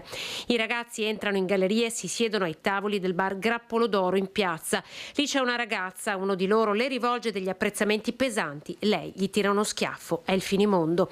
La rissa scoppia, il padre della giovane viene allertato e arriva subito e si butta in mezzo. Nel frattempo arrivano altri. I ragazzi che erano seduti qua da noi, li hanno visti, sono intervenuti e da là è partito l'inferno. E si sono tuffati tutti assieme, dopo sono qua in mezzo fra le 2 terrazze nostre qua, si sono presi anche qua a botte, insomma. Dopo sono scappati dietro un pochi, dopo sono ritornati fuori e qua era tutto pieno di ragazzi, là si sono picchiati fra di loro. E sarà proprio Fabio Bortolotto, titolare del bar Giorgione, insieme al fratello spaventato, a chiamare le forze dell'ordine. Si lanciavano sedie, anche delle nostre qua, e noi ci siamo barricati dentro perché volevano entrare, perché uno di loro era entrato dentro i bar e loro volevano entrare. E là io ho chiuso la porta, ho chiamato i carabinieri e ci sono intervenuti tempestivamente. Diverse le denunce, 2 ambulanze portano in ospedale il papà della ragazza ed un altro giovane che ha sbattuto la testa a terra nella zuffa. I carabinieri sono tornati ieri sera e così questa mattina. Diversi gli interventi della polizia locale nella notte. 2 giovani ubriachi camminavano in mezzo alla strada. Assicura Bortolotto però che scene come queste in 30 anni non ne aveva mai viste. C'è sempre quello ubriaco di turno, il matto, che fa un po' di confusione, però a sti livelli qua non credo di non l'avevo mai visto. Allora, padre Lauretta, come commenta questo servizio? Secondo me, io su questi aspetti sono molto critico, perché abbiamo dato voce, io li chiamo i maestri del nulla, forse qualcuno si sentirà offeso da questo, però secondo me abbiamo ridato voce agli estremismi e alle ideologie.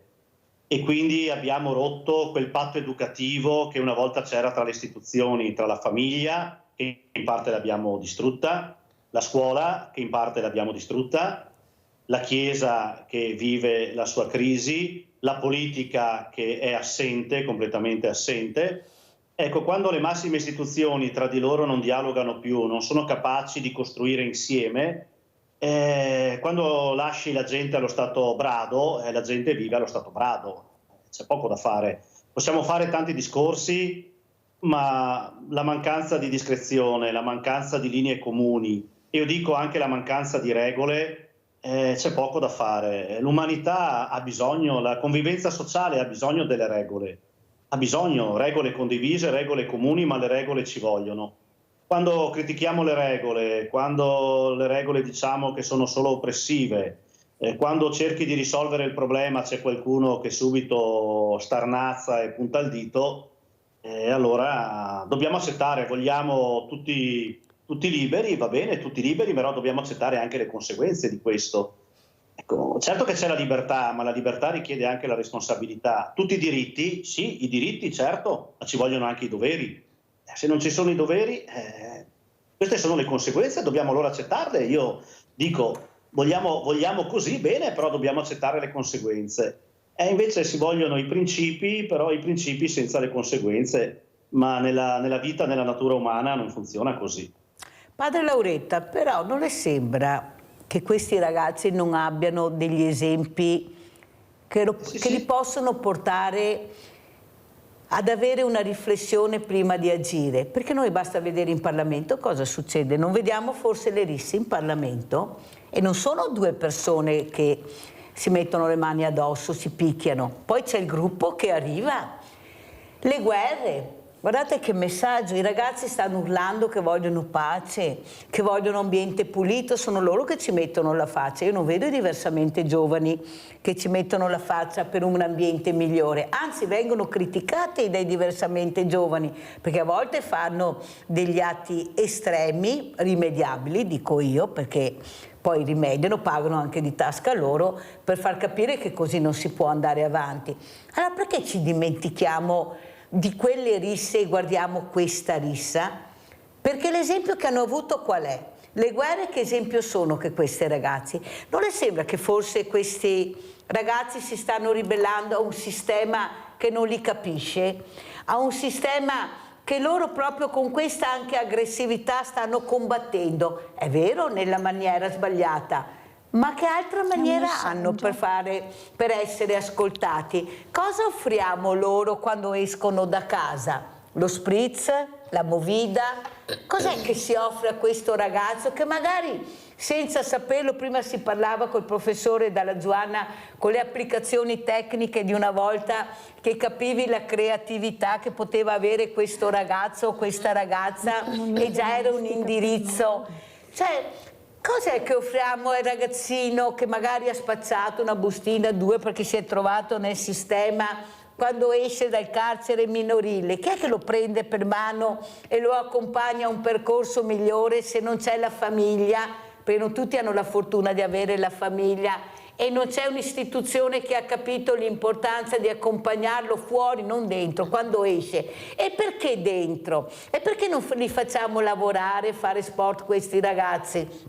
Però il giudice Borile che fa la messa in prova, che ho avuto ospite pochi giorni fa, ha detto alla mia domanda: facciamoli fare anche sport, quelli anche che non vogliono. Mirella, non possiamo, perché lo sport è stato messo nella Costituzione nel 2023, ma la legge non ci obbliga a fargli fare sport, come fosse un reato fare sport. Capisce, padre Lauretta, che siamo lontani 1000 miglia da quella che è una rieducazione positiva. Vorrei sentire anche la Valentina Crespan, presidente Guide di Marca. Ecco, guide, questa parola, la guida che manca in famiglia.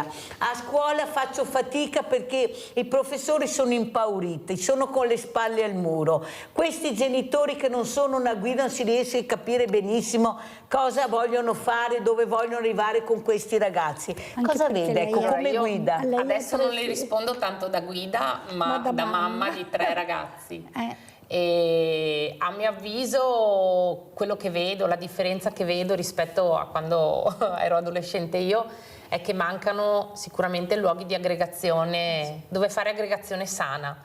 mancano, sono pochi, spesso sono chiusi, quindi anche i campetti da gioco dove fare un po' di sport, dove condividere dei valori positivi, sono veramente sempre meno questi luoghi e quindi la maggior parte dei ragazzi trova magari rifugio in luoghi virtuali, dove spesso c'è anche una, non dico violenza, ma comunque una comunicazione anche verbale piuttosto vivace, tesa, forte e quindi ecco questo, e poi sicuramente mancano regole.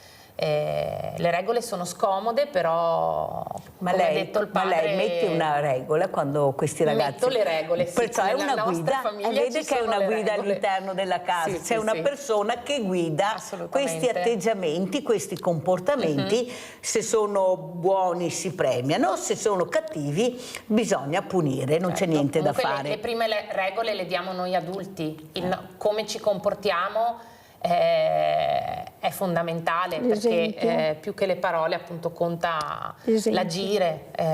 Padre Lauretta, cosa dice? Ecco, queste guide che ci sono ma non vengono prese in considerazione, ecco, queste famiglie che non tutti i ragazzi hanno la fortuna di avere, ed è là che noi dobbiamo supportare. Ecco che dovrebbe esserci la guida che se non c'è in casa la trovo fuori. Ecco, noi abbiamo sentito, ecco, la necessità di riavere gli oratori, ad esempio, tutti lo dicono, tutti lo pregano, ma si muove poco, pochi preti, poche suore, tutto chiuso, ed erano figure fondamentali. Io mi ricordo una volta, sempre le suore erano cattive, dappertutto, in ospedale, negli asili, le suore erano di una cattiveria. No, le suore mettevano delle regole precise, dalle quali non potevi sottrarti alle regole, tanto è vero che tanti bambini non volevano andare all'asilo perché c'erano delle regole molto importanti, e già là si iniziava a crescere con le regole. E poi a casa,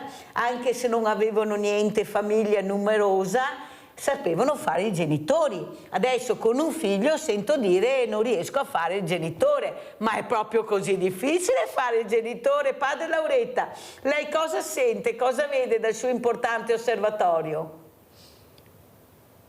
Vabbè, condivido quello che avete detto, ma è quello che ripeto, c'è bisogno di tornare, che le istituzioni maggiori, la famiglia, la scuola, la politica, la Chiesa, devono tornare a dialogare insieme, a costruire insieme, a ritrovare delle regole nuove, delle regole che siano condivise. E questo è fondamentale, altrimenti il giovane trova altri ambiti, trova altri modi per esprimersi. Ma c'è bisogno di tornare a dialogare insieme, invece siamo sempre in contrapposizione, io ho torto, tu hai ragione, su qualsiasi cosa, siccome l'ha detto lui non va bene, siccome l'ha detta quell'altra cosa non va bene, invece di dire non va bene, ma quello che ha detto è sensato, lo condividi, ci puoi dialogare, puoi costruire insieme? Invece non siamo più capaci di fare questo. Perché in realtà non siamo capaci o non vogliamo, padre Lauretta? Perché sono due cose diverse. Per me non vogliamo. Per me non vogliamo. Però poi, perché vedi, le belle iniziative ci sono, questa dei giardini, lo sport. In realtà facciamo fatica, io ho una squadra di rugby e faccio fatica a trovare ragazzi che vogliono venire a giocare a rugby. I ragazzi li vedi in giro, come dicevi tu, li vedi in giro nelle piazze, anche ancora già minorenni, sigaretta, spritz. Sono stato giovane anch'io, non è che dico che io da giovane ero santarellino, anzi tutt'altro. Però io lo sport l'ho sempre fatto, era un momento aggregativo per me. Io non fare sport, anche adesso che sono, anche se sono religioso, io devo fare la mia serata a giocare a rugby con i vecchiotti, perché lo sport per me è un momento bello, però i ragazzi d'oggi fanno fatica, non vogliono, non sono spronati forse. Ecco. Sì, ma capisce che se la legge vieta al giudice di far sport a questo ragazzo, allora io mi sono un po' ribellata, sa com'è la Mirella? Quando pensa una cosa ho il coraggio di dirla, ho detto mi scusi giudice, non al giudice Borile, ma quando sono stata ascoltata da altri giudici. Però lei lo obbliga a venire al mio Emporio Solidale a dare la borsa della spesa, che non concludo un fico secco. Lo obbligate a portare a spasso il diversamente giovane, dove trovo l'anziano da una parte e lui col cellulare da un'altra. Capisce che non accetto questa cosa che mi dite. Forse ho detto ho sbagliato ufficio e sono uscita perché non era il mio ufficio, non riuscivo a capire. Poi oltretutto era anche una donna, una giudice donna che parlava a nome di altri, dove mi diceva noi non possiamo imporre al ragazzino di 14 anni a fare quello che dice lei. Capisce, mi sono cadute le braccia, però me le sono rimboccate e ho continuato a lavorare su questo perché ci credo nei giovani, credo anche in quelli sbagliati, basta solo prenderli per mano e capire cosa c'è che non va. Io molte volte dico, perché io parlo con loro, padre Laureto come fa lei, e sono delle situazioni incredibili che mi raccontano, ecco, situazioni che nessuno di voi immagina, che loro hanno passato, e questa rabbia che hanno dentro prima o poi esplode, non c'è niente, basta una virgola sbagliata per far esplodere questa ira. Delle volte anche solo pensate quello che dice la Mirella, ascoltate, un'occhiata, quante volte sentite uno sguardo capito male ha scatenato la rissa, ma dove covava questa rissa? È esplosa in quel momento, ma quant'era che questa persona ce l'aveva dentro? Ecco, Margherita, cosa diciamo? Ecco, questi ragazzi, ho visto che prima Margherita Antonello strabuzzava gli occhi nel vedere questa rissa a Castelfranco, sì, a Castelfranco, prego. Sì, per me Castelfranco è un luogo che fino a poco tempo fa, fino a quando non ho visto questo, è un luogo piuttosto idilliaco, insomma non mi sono mai...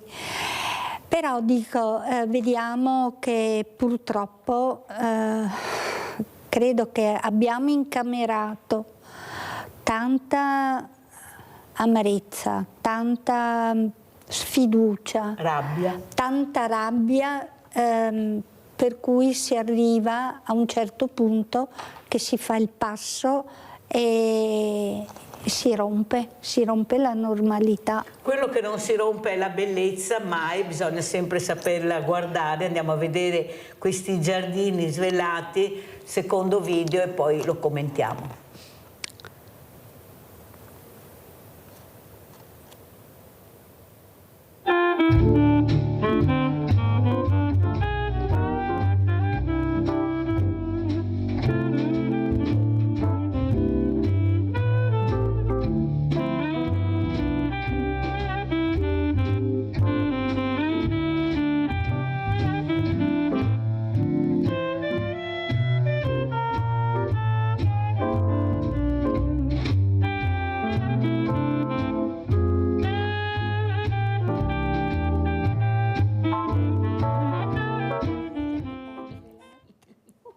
Allora c'era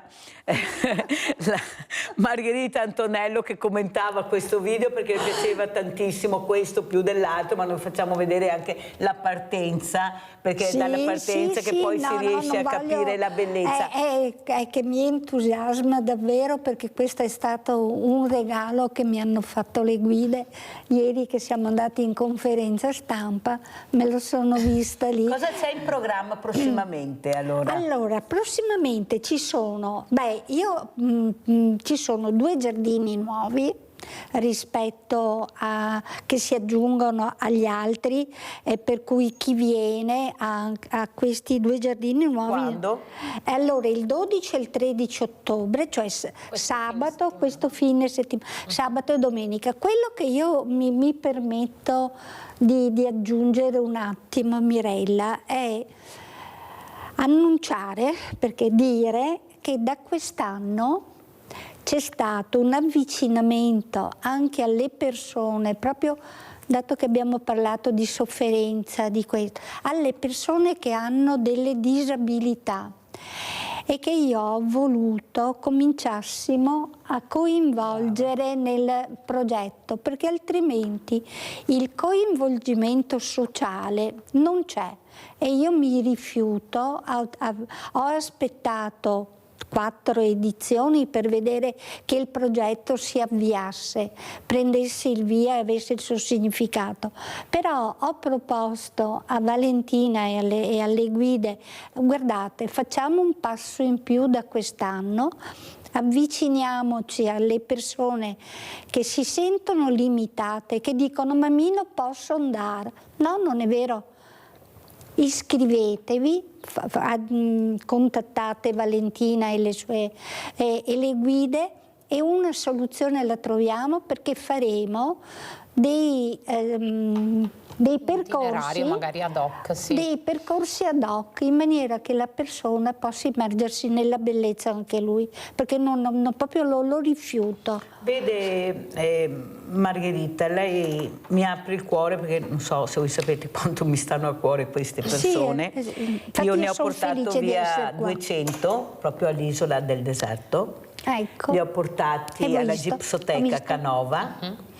E devo dire che l'attenzione, questo l'ha detto anche la direttrice della Gipsoteca, l'attenzione, il rispetto, cosa chiedevano e come anche chi non riusciva a parlare, ma gli occhi che guardavano, è stata una cosa emozionante. Perciò io la prego di continuare in questo. Assolutamente. Perché io ci credo tantissimo. Assolutamente. Ecco, vi renderete conto del rispetto che hanno queste persone nell'ammirare il bello. Di quanto riceviamo noi, magari più di loro. Sì. Ma anche loro hanno bisogno di vedere. Sì. E quello che io mi sto battendo... parte della società. Sì, però per fare questo, siccome siamo 7.500 associazioni di volontariato e nessuno sa cosa fa l'altro, perché tutti facciamo tutto, se invece iniziassimo a capire chi fa cosa, andare a prendere anche le persone diversamente giovani, come le chiamo io, che magari abitano al terzo piano, non hanno nessuno e magari vorrebbero uscire,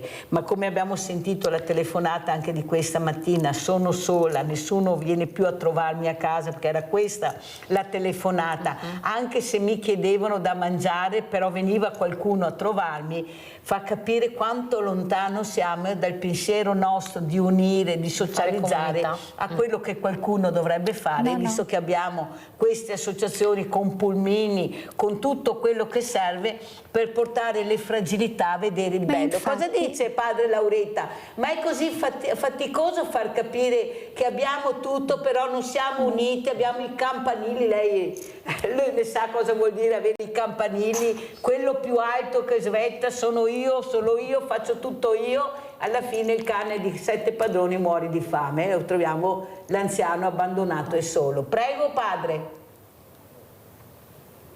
Vabbè, anche a Padova abbiamo un po' lo stesso problema, è da anni che diciamo ma bisognerebbe cercare di creare un coordinamento tra le varie associazioni di volontariato, perché effettivamente a volte non sai, quella si occupa di una cosa e quello si occupa di un'altra, ma poi in realtà se si riesce a coordinarsi bene è anche capaci, ecco, di permettere anche magari a tante altre persone di poter godere il bello che magari per motivi di anzianità, per motivi di disabilità si trovano in difficoltà.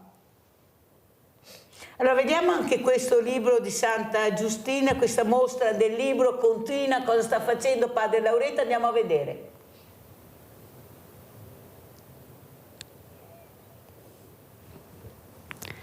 Proseguirà fino a domenica prossima la mostra del libro di Santa Giustina in Colle, una serie di incontri e laboratori creativi per tutte le età, 8 giorni di cultura e approfondimento, con anche concerti e spettacoli teatrali, un'occasione di arricchimento per i residenti e non solo. Una mostra del libro che è stata inaugurata domenica 26, è aperta per tutta la settimana fino al giorno di chiusura che è domenica 3 di dicembre, un evento, un appuntamento fisso ormai ogni anno in questo periodo, dove passeranno circa 2-3 mila appassionati di libri, che non sarà solo appunto una presentazione di libri, ma saranno anche degli eventi anche per i più grandi, per i piccini, con eventi organizzati dalla mattina fino alla sera con la presentazione anche di libri importanti. Quindi invito tutti i telespettatori di passare a fare un giro, appunto perché questa mostra è molto sentita nel territorio e mi auguro poi che possa prendere piede anche al di fuori di San Giustino in Colle. Quindi vi aspettiamo tutti fino al 3 di dicembre.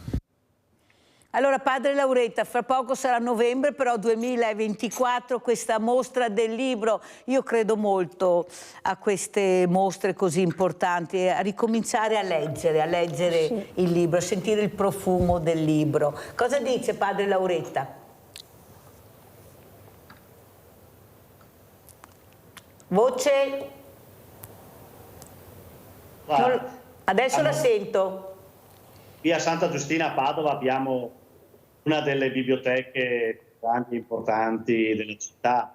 Quindi come monaci benedettini abbiamo la cultura del libro, anche la nostra biblioteca organizza spesso eventi culturali, mostre, dove appunto facciamo riscoprire la bellezza non soltanto della lettura, ma anche la bellezza della conservazione, perché i libri portano con sé la storia, e credo che qualche volta magari leggere qualche buon libro ci aiuta anche a mantenere viva la memoria della storia, perché purtroppo stiamo perdendo anche quella. Anzi, a volte vorremmo anche cancellare la storia, e invece la lettura di un buon libro ci porta a incontrare le persone che l'hanno scritta, le persone che magari, personaggi che sono all'interno, ma soprattutto ci portano a conoscere la storia, che è importante, è fondamentale oggi. Non dimentichiamo la storia, perché la paura è che la stiamo dimenticando. Ma la storia del libro una volta iniziava dalla fiaba, questa fiaba che da piccolo iniziava a veramente intrigarti, poi sceglievi che fiaba volevi leggere. Ma tanto è vero che lo vediamo anche in certi sport, è ritornato Cappuccetto Rosso. Chi non si ricorda Cappuccetto Rosso? Questo leggere la fiaba, magari ecco la mamma o il papà che leggevano la fiaba al bambino una volta prima di addormentarsi. Ecco perché ho detto che una volta era più facile fare il genitore, magari anche con tanti figli. Ma forse questo genitore, ecco, che non capiva in quel momento l'importanza di quello che stava facendo, era quello che voleva il suo bambino, perché inizia da là a capire l'importanza anche di leggere, di ascoltare, di vedere anche l'orso, il cattivo, perché nella fiaba non c'era solo il buono, c'era sempre il buono e il cattivo. Forse i genitori dovrebbero iniziare a leggere le fiabe ai loro bambini. Sono altre fiabe, ma le abbiamo ancora le fiabe. Cosa dice padre Lauretta? Sì, bisognerebbe che i genitori tornassero a leggere le fiabe, perché sappiamo che le fiabe portavano con sé anche un insegnamento di vita. E ci sono delle fiabe anche moderne, ci sono anche tanti autori e poeti moderni, perché la fiaba aiuta, la fiaba ti coinvolge, il racconto ti fa entrare nell'ambiente, nel personaggio, ma sappiamo che porta sempre con sé la fiaba anche un insegnamento. Speriamo che qualcuno a casa lo capisca, perché è venuto il momento che tutti quanti dobbiamo fare la nostra parte. Troppo facile passare il cerino sempre alla scuola, all'istituzione. Cominciamo a fare tutti noi quello che dovremmo fare. Abbiamo Irene da Montebelluna. Ciao Irene. Pronto? Buongiorno. Sì? Buongiorno. Buongiorno. Buongiorno, niente, volevo parlare sul discorso a Castelfranco. Ho notato che in piazza sotto i portici sono delle persone, due fratelli senza tetto che insomma sono là intorno, sporcano, lasciano da mangiare, e c'è gente anche che li appoggia, che li dà da mangiare, però c'è un continuazione di sporcizia, perché io passo spesso a Castelfranco e quindi è un problema che nessuno si occupa di questo problema. In effetti dovresti chiamare, Irene, più che Sveglia Veneti, la polizia municipale, perché è addetta a questa cosa, forse più del numero di Sveglia Veneti. Comunque ti ringrazio per far capire che c'è un cittadino che partecipa, ecco, che veramente condanna anche questi certi atteggiamenti, sia da una parte che dall'altra, perché qualcuno dovrebbe vedere e intervenire. Di sicuro non sono io do solo voce, però hai fatto bene perché è la partecipazione del cittadino alla comunità. Ecco, forse dovremmo fare di più anche queste cose nel bene e nel male. Comunque grazie Irene della telefonata, che la girerò a chi di dovere e vedremo, perché è giusto anche capire se si può rimediare. Allora, io so che Margherita Antonello vuole fare un appello. Sì. Allora, dunque, noi abbiamo tutte il nostro entusiasmo, i nostri mezzi, però mi avvalgo della trasmissione? Mi avvalgo della trasmissione per chiedere ai proprietari di giardini di Treviso dentro le mura di mettersi in contatto con le guide di Marca e darci la loro disponibilità, perché dobbiamo arricchire il patrimonio dei giardini, perché non riusciamo ad arrivare a tutti. Cercate di superare la diffidenza, di superare e di entrare nella vostra generosità. Allora, dobbiamo salutare padre Lauretta che ha le ceneri ardenti perché deve scappare. Ecco, spero che appunto sia Valentina Crespan che Margherita Antonello vengano a trovarla, padre, così vi scambierete questa bellissima idea che è nata anche a Padova, di scambiare, di aprire ancora di più alla comunità e di incontrarsi. Grazie padre Lauretta, buon lavoro, grazie veramente. Grazie. Allora sentiamo come ci saluta Valentina Crespan, diamo anche date, orari, chi vuole, che numero deve fare, prendete la penna a casa se vi interessa, perciò andiamo piano con i numeri, prego. Benissimo, allora il prossimo appuntamento con le visite guidate ai giardini svelati è per questo fine settimana, sabato 12 e domenica 13 ottobre a Treviso. Chi è interessato può visitare il sito dell'Associazione Guide di Marca, www.guidetreviso.it, e lì trova tutte le informazioni e anche l'indirizzo mail al quale scrivere per partecipare.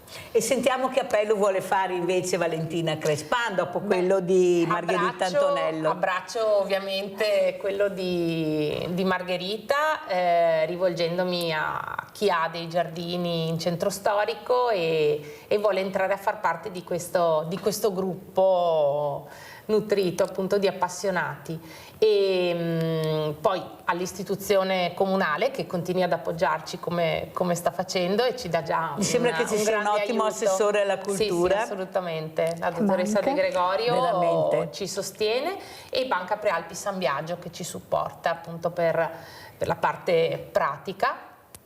E chi non dovesse riuscire a partecipare a queste visite autunnali non deve scoraggiarsi, perché comunque c'è l'edizione primaverile a fine maggio e quindi diamo l'opportunità a tutti pian pianino di poter ammirare questi scrigni di bellezza che sono i giardini di Treviso. E se avete dei problemi che personalmente non potete partecipare perché magari nessuno vi accompagna, ecco, voi telefonate pure, che sentate, se sicuro Valentina Crespan e anche Margherita Antonella riusciranno a trovare l'associazione che vi verrà a prendere, visto che ne abbiamo anche tante, basta scegliere chi fa cosa, e forse faremo uscire anche questi diversamente giovani, troppo soli e abbandonati. Grazie alle mie ospiti, grazie pubblicità. Grazie di cuore.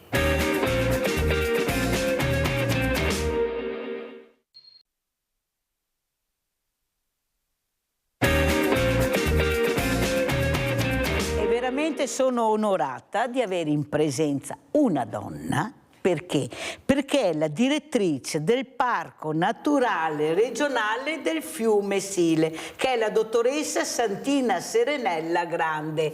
Grazie veramente direttrice di essere qui, finalmente capiremo qualcosa, finalmente qualcuno ha capito l'importanza di metterci la faccia, di capire che deve spiegare cosa sta succedendo. E saluto anche tantissimo Massimo Vitturi, collegato con noi da Noale, responsabile nazionale nazionale Lega Antivivisezione. Grazie Vitturi di essere qui con Mirella, anche lei, perché si parla di natura, più di così non saprei chi invitare questa mattina. Allora partirei proprio dalla dottoressa Santina Serenella Grande, direttrice del Parco Naturale Regionale del Fiume Sile. Quanto importante è questo parco? Quanta meraviglia anche di biodiversità, che nessuno mai dice, c'è in questo parco, che dobbiamo veramente tutelare. Prego, direttrice. Buongiorno a tutti intanto e grazie per l'invito. Il Parco Naturale del Fiume Sile, come tutti i parchi naturali che abbiamo in Italia, che sono molti, perché abbiamo 24 parchi nazionali, 137 parchi regionali, poi ci sono 30 aree marine protette, quindi abbiamo una vastità di biodiversità che è molto importante. Addirittura l'Italia è il paese che presenta più diversità a livello di Europa. E sono fondamentali perché? Perché è fondamentale salvaguardare e preservare la natura, ma bisogna anche tener conto che questi non sono luoghi dove non c'è la presenza dell'uomo e questo è il compito più importante, salvaguardare e far sì che uomo e natura possano vivere insieme senza entrare in contrasto, perché poi l'uomo, che diciamo a volte si arroga il ruolo di persona più importante, cioè cosa più importante nell'ambito della natura, noi siamo lo 0,01 della biodiversità. Quindi siamo proprio il nulla, eppure cerchiamo sempre di sovrastare la natura. Quindi questi parchi, queste aree protette in generale sono molto importanti per cercare di dare anche un futuro migliore alle generazioni che verranno, perché se no non sappiamo cosa riserverà al futuro questo mondo qua per le generazioni. Allora, intanto che la direttrice Serenella parla, guardiamo queste immagini del Parco Sile. Allora, direttrice, queste immagini fanno capire anche la bellezza della natura, questa natura, abbiamo visto anche col Covid, che se tu la lasci tranquilla lei esplode da sola, si pulisce, prolifera, però bisogna anche avere, ecco, un certo rispetto per questa natura, se vuoi un domani che i nostri ragazzi che sono così vicini all'ambiente, tanto è vero che sono loro che manifestano per l'ambiente, anche nei parchi, per far capire proprio l'importanza. Cosa sta vedendo? C'è abbastanza rispetto anche di certe istituzioni per questi meravigliosi luoghi che abbiamo la fortuna di avere, ne abbiamo veramente tanti e tanti in Italia. Prego. Il rispetto c'è, ma non è così semplice e immediato, perché a volte appunto il fatto che sia in un'area protetta si pensa solo che quest'area rappresenti un vincolo, cioè dei divieti, invece non è così. E questo è fondamentale, far capire alle persone che noi non siamo qua per porre dei divieti, ma far capire alle persone che noi abbiamo il dovere di salvaguardare la natura e nello stesso tempo il dovere di far vivere le persone all'interno di questi territori, e si può fare solo portando rispetto alla natura, che appunto durante il periodo di Covid ha dimostrato proprio come è rifiorita proprio spontaneamente. Siamo i canali a Venezia da soli. Sì, e quindi bisogna necessariamente tenere presente l'importanza della biodiversità.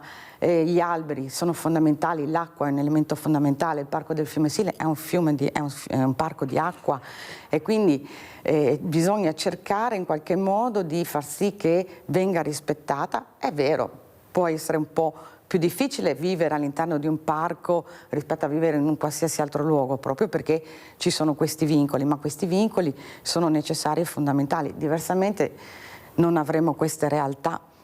Allora, più di qualche volta è successo che quando qualcuno chiedeva informazioni, perché magari aveva anche piacere e voglia di denunciare una cosa anche negativa che vedeva, ecco il famoso cerino che passa. È colpa del genio civile, è colpa dell'ente parco, è colpa del consorzio.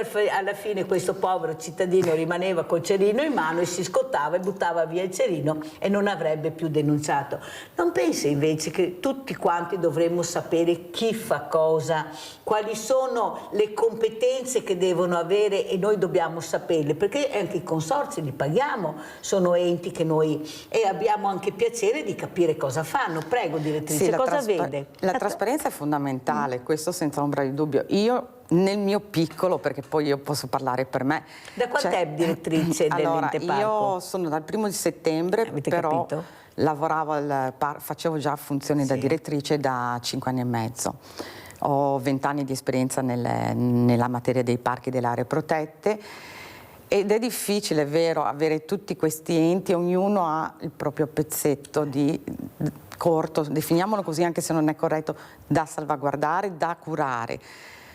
È fondamentale che ci sia collaborazione tra tutti gli enti ed è quello che io cerco di fare, soprattutto con i sindaci che appartengono, cioè dei comuni che appartengono al territorio del parco. Se non c'è collaborazione, se non c'è rete, non si fa più nulla da soli. Quindi bisogna cercare in qualche modo di trovare la situazione ottimale per risolvere i problemi. Ed è fondamentale anche rispondere. Io nel mio piccolo, ripeto, quando mi arriva una segnalazione, quando mi vengono fatte delle richieste, cerco sempre di rispondere. Magari ho i tempi un pochino lunghi, però purtroppo il personale è anche poco per quanto riguarda il parco, per cui a volte non ho questi tempi di risposta così veloci, però cerco sempre di dare una risposta, perché poi il cittadino si incattivisce, no? Cioè siamo tutti cittadini alla fine, quindi è giusto avere le risposte. Purtroppo a volte non sempre si riescono a risolvere i problemi, ma non è per mancanza di volontà, è che a volte i problemi sono talmente grandi che non sempre si può risolvere nell'immediato, però penso che tutti gli enti in linea di massima cercano di dare risposte ai cittadini, o perlomeno questa è la mia filosofia e penso che sia sposata anche da altri enti. Io collaboro col Genio Civile piuttosto che con i comuni, con la regione e ripeto, cerchiamo sempre di dare risposte a chi fa quello domande. Che preoccupa è poi quando vediamo, quando ci sono o anche la siccità o anche gli allagamenti, questa poca cura dei nostri fiumi. Ecco, molte erbe, molta legna, molte cose che non ci dovrebbero essere. Poi quando vai a vedere di chi è la colpa rimani sempre col cerino in mano, perché come dice lei non c'è abbastanza trasparenza. Però l'importanza di fare squadra, come ha detto lei, se tutti facessero squadra, io sono convinta che queste cose non le vedremmo, perché c'è la competenza un po' di tutti che messe assieme funziona e fa sì che il cittadino potrebbe vedere delle cose diverse. Basta vedere anche il Piave quando è in secca, cosa si vede. E il cittadino naturalmente chiama e dice: ma perché non si è pulito prima quando potevi pulirlo? Oppure il fiume Sile, una volta c'era la barca che tagliava, questo uomo, io me lo ricordo, che tagliava sempre questi rami che crescevano, queste canne, adesso non c'è più e tutti passano il cerino. Allora chi fa cosa? Ecco, l'ente parco cosa deve fare? L'ente parco Sile. Allora, l'ente parco nell'ambito del fiume, del letto del fiume, non ha competenza. Perfetto. Perché è demanio e quindi è Genio Civile. Però le posso dire che in questi anni sono state fatte molte attività, non dall'ente parco solamente. Mi riferisco al fatto che è stato fatto un accordo con tutti i comuni rivieraschi proprio per far sì che il fiume venga pulito dalle erbe. È stato riattivato lo sgrigliatore di Silea con un accordo. Capofila era il comune di Treviso con l'assessore Zampese e gli altri assessori competenti che hanno fatto sì che con un contributo regionale hanno rimesso in moto questo sgrigliatore che permette appunto di fare questa raccolta delle erbe. Il discorso che era fermo da anni, però appunto io avevo la Nadia che abita vicino, questa signora che segnalava questo problema, perciò è una cosa che seguiamo da anni e finalmente avete capito, è partito, che è importante. C'è Contarina che è coinvolta Esatto. nell'attività, ci sono tutti i comuni del parco interessati, per cui si fanno le cose. È che purtroppo, secondo me, vedere i risultati immediatamente, proprio nell'ambito della biodiversità e della salvaguardia, è difficile, cioè i risultati si vedono col tempo, perché non è come una macchina che si cambia un pezzo, è aggiustata. Certo. No, per la natura ci sono dei tempi più lunghi, quindi a volte risulta anche difficile, ma che cosa avete fatto? bisogna avere la pazienza di aspettare. E noi abbiamo la pazienza di aspettare, lo sgrigliatore è partito grazie anche alla nostra pazienza e alle nostre anche segnalazioni. Allora sentiamo Massimo Vitturi, responsabile nazionale LAV, Lega Antivivisezione, cosa vorrebbe chiedere alla dottoressa Santina Serenella Grande, direttrice del Parco Naturale Regionale del Fiume Sile, perché noi parliamo di parchi, ma all'interno di questi parchi c'è la meraviglia non solo del verde ma anche degli animali. Questi animali che rischiano veramente grosso se non cerchiamo di avere rispetto e cura. Prego Vitturi. Sì, è fondamentale, devo dire, la presenza dei parchi in regione a livello nazionale. Io li definisco degli scrigni di biodiversità, cioè contenitori di elementi preziosi, e dobbiamo sempre tenere presente che sono elementi preziosi alla vita sul pianeta, non solo nella nostra città, non solo nel nostro paese, e quindi sono elementi fondamentali anche per la vita nostra, di noi stessi, di cittadini. Quindi egoisticamente, anche se non ci interessano i parchi, dovremmo tutelarli ancora di più, proprio per il fatto che da loro dipende la nostra vita. Io non mi sento di fare richieste direttamente alla direttrice, per carità, lei fa il suo lavoro e lo fa certamente al meglio. Certo, il parco del Fiume Sile è uno scrigno particolarmente limitato, ecco, mi viene da dire, ma non dipende dalla direttrice, questo è ovvio. Sarebbe molto bello che il parco fosse più ampio, che abbracciasse delle zone più ampie, che non confinasse con un aeroporto estremamente invasivo per la natura che vive quell'elemento, quello scrigno di biodiversità. Io capisco, ovviamente sono richieste difficili da realizzare, però un elemento su cui apportava l'attenzione la direttrice è il fatto che i parchi vengano percepiti, e non solo il Parco del Fiume Sile, ma tutti i parchi a livello nazionale, come ulteriori balzelli che il cittadino deve pagare, non magari in termini economici, ma in termini di autorizzazioni per fare qualcosa all'interno di quei parchi. Ma bisogna spiegare che quelle autorizzazioni sono proprio, far capire anzi che quelle autorizzazioni sono funzionali all'esistenza di quei parchi, cioè per avere delle attività che possano comunque coesistere con la biodiversità lì presente e favorirne comunque lo sviluppo. Ecco, se c'è effettivamente una criticità nei parchi a livello nazionale è che continuano a rimanere degli scrigni un po' isolati uno dall'altro, quindi ci troviamo ad avere questi punti, no, di eccellenza che però sono lì isolati. Bisognerebbe fare qualcosa, so che si sta facendo, ma qualcosa di più ovviamente per metterli in connessione l'uno con l'altro, quindi favorire un po' gli spostamenti anche faunistici, favorire un po' l'integrazione con il tessuto umano ancora di più di quello che è, perché altrimenti veramente restano come dire delle basiliche, no? Messe lì all'interno di ambienti estremamente antropizzati in cui la presenza dell'essere umano è veramente invasiva, ma chiusi un po' in se stesse, come delle bolle di natura che purtroppo però hanno poi delle ricadute limitate sul resto del territorio. Ecco, quello che manca oggi, e siamo in un momento di revisione, come ben saprà la direttrice, della direttiva nazionale sulla legge quadro sulle aree protette, speriamo sia una revisione propositiva e positiva proprio in questo senso, cioè di valorizzare ancora di più le aree naturali protette. Sentiamo come commenta le parole di Massimo Vitturi la dottoressa Santina Serenella Grande. Prego, direttrice. Sì, allora, a livello nazionale noi stiamo già cercando di procedere con questa normativa, questa variazione, ma per noi intendo Federparchi, che è la Federazione Nazionale delle Aree Protette, dove io appunto sono impegnata da oltre 20 anni e adesso ricopro il ruolo di vicepresidente per i parchi regionali.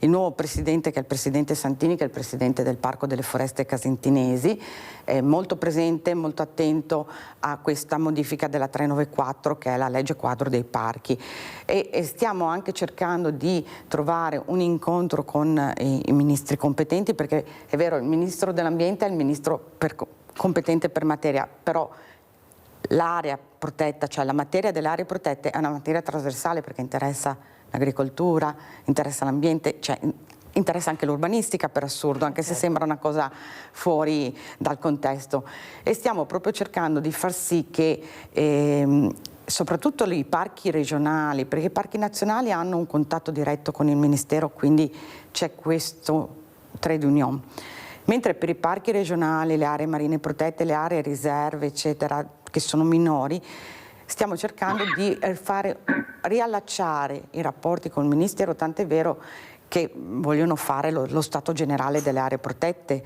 Ne stanno parlando già da alcuni mesi, ne abbiamo parlato anche a giugno in un convegno che si è tenuto a Gravina di Puglia, per cui l'attenzione è massima ed è fondamentale, come dice, mi perdoni, non mi ricordo il nome. Presidente Vitturi, Massimo Vitturi della LAV. Chiedo scusa.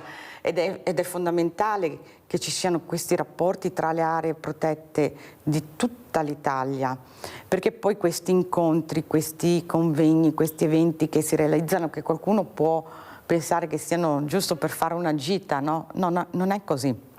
Perché proprio attraverso questi incontri, attraverso le visite del territorio, c'è la possibilità magari di affrontare dei problemi che sono comuni, che magari uno non ha trovato la soluzione giusta, per cui parlando, raccontando come affrontano i problemi le altre aree protette, si può arrivare anche a delle soluzioni per la propria area. Sono anche importanti i ruoli che hanno queste associazioni ambientaliste, animaliste, che sono molto importanti anche loro. Bisognerebbe trovare il modo di avere la prima volta, no, lo deve ripetere, che sento una direttrice responsabile, competente, che anzi ammira certe volte anche il lavoro che viene fatto anche da queste persone, che sono anche competenti, perché veramente, Vitturi, noi veramente abbiamo visto sempre gli ambientalisti come il male, il demonio assoluto, che dicono di no a tutto, mentre non è così. Avete sentito le parole? Sa cosa ho fatto io con tanti sindaci? Ho detto che dovrebbero mettere le quote verdi anche all'interno delle giunte, oltre le quote rosa, le quote verdi, perché forse potrebbero anche dare il là a quello che è anche un percorso assieme fatto di competenza, perché non è possibile che delle volte ci siano assessori che non sanno neanche di cosa parlano, perché direttrice va a dire anche le cose come stanno, non sanno, sono state messe politicamente, ma quello che veramente è competente può sedere,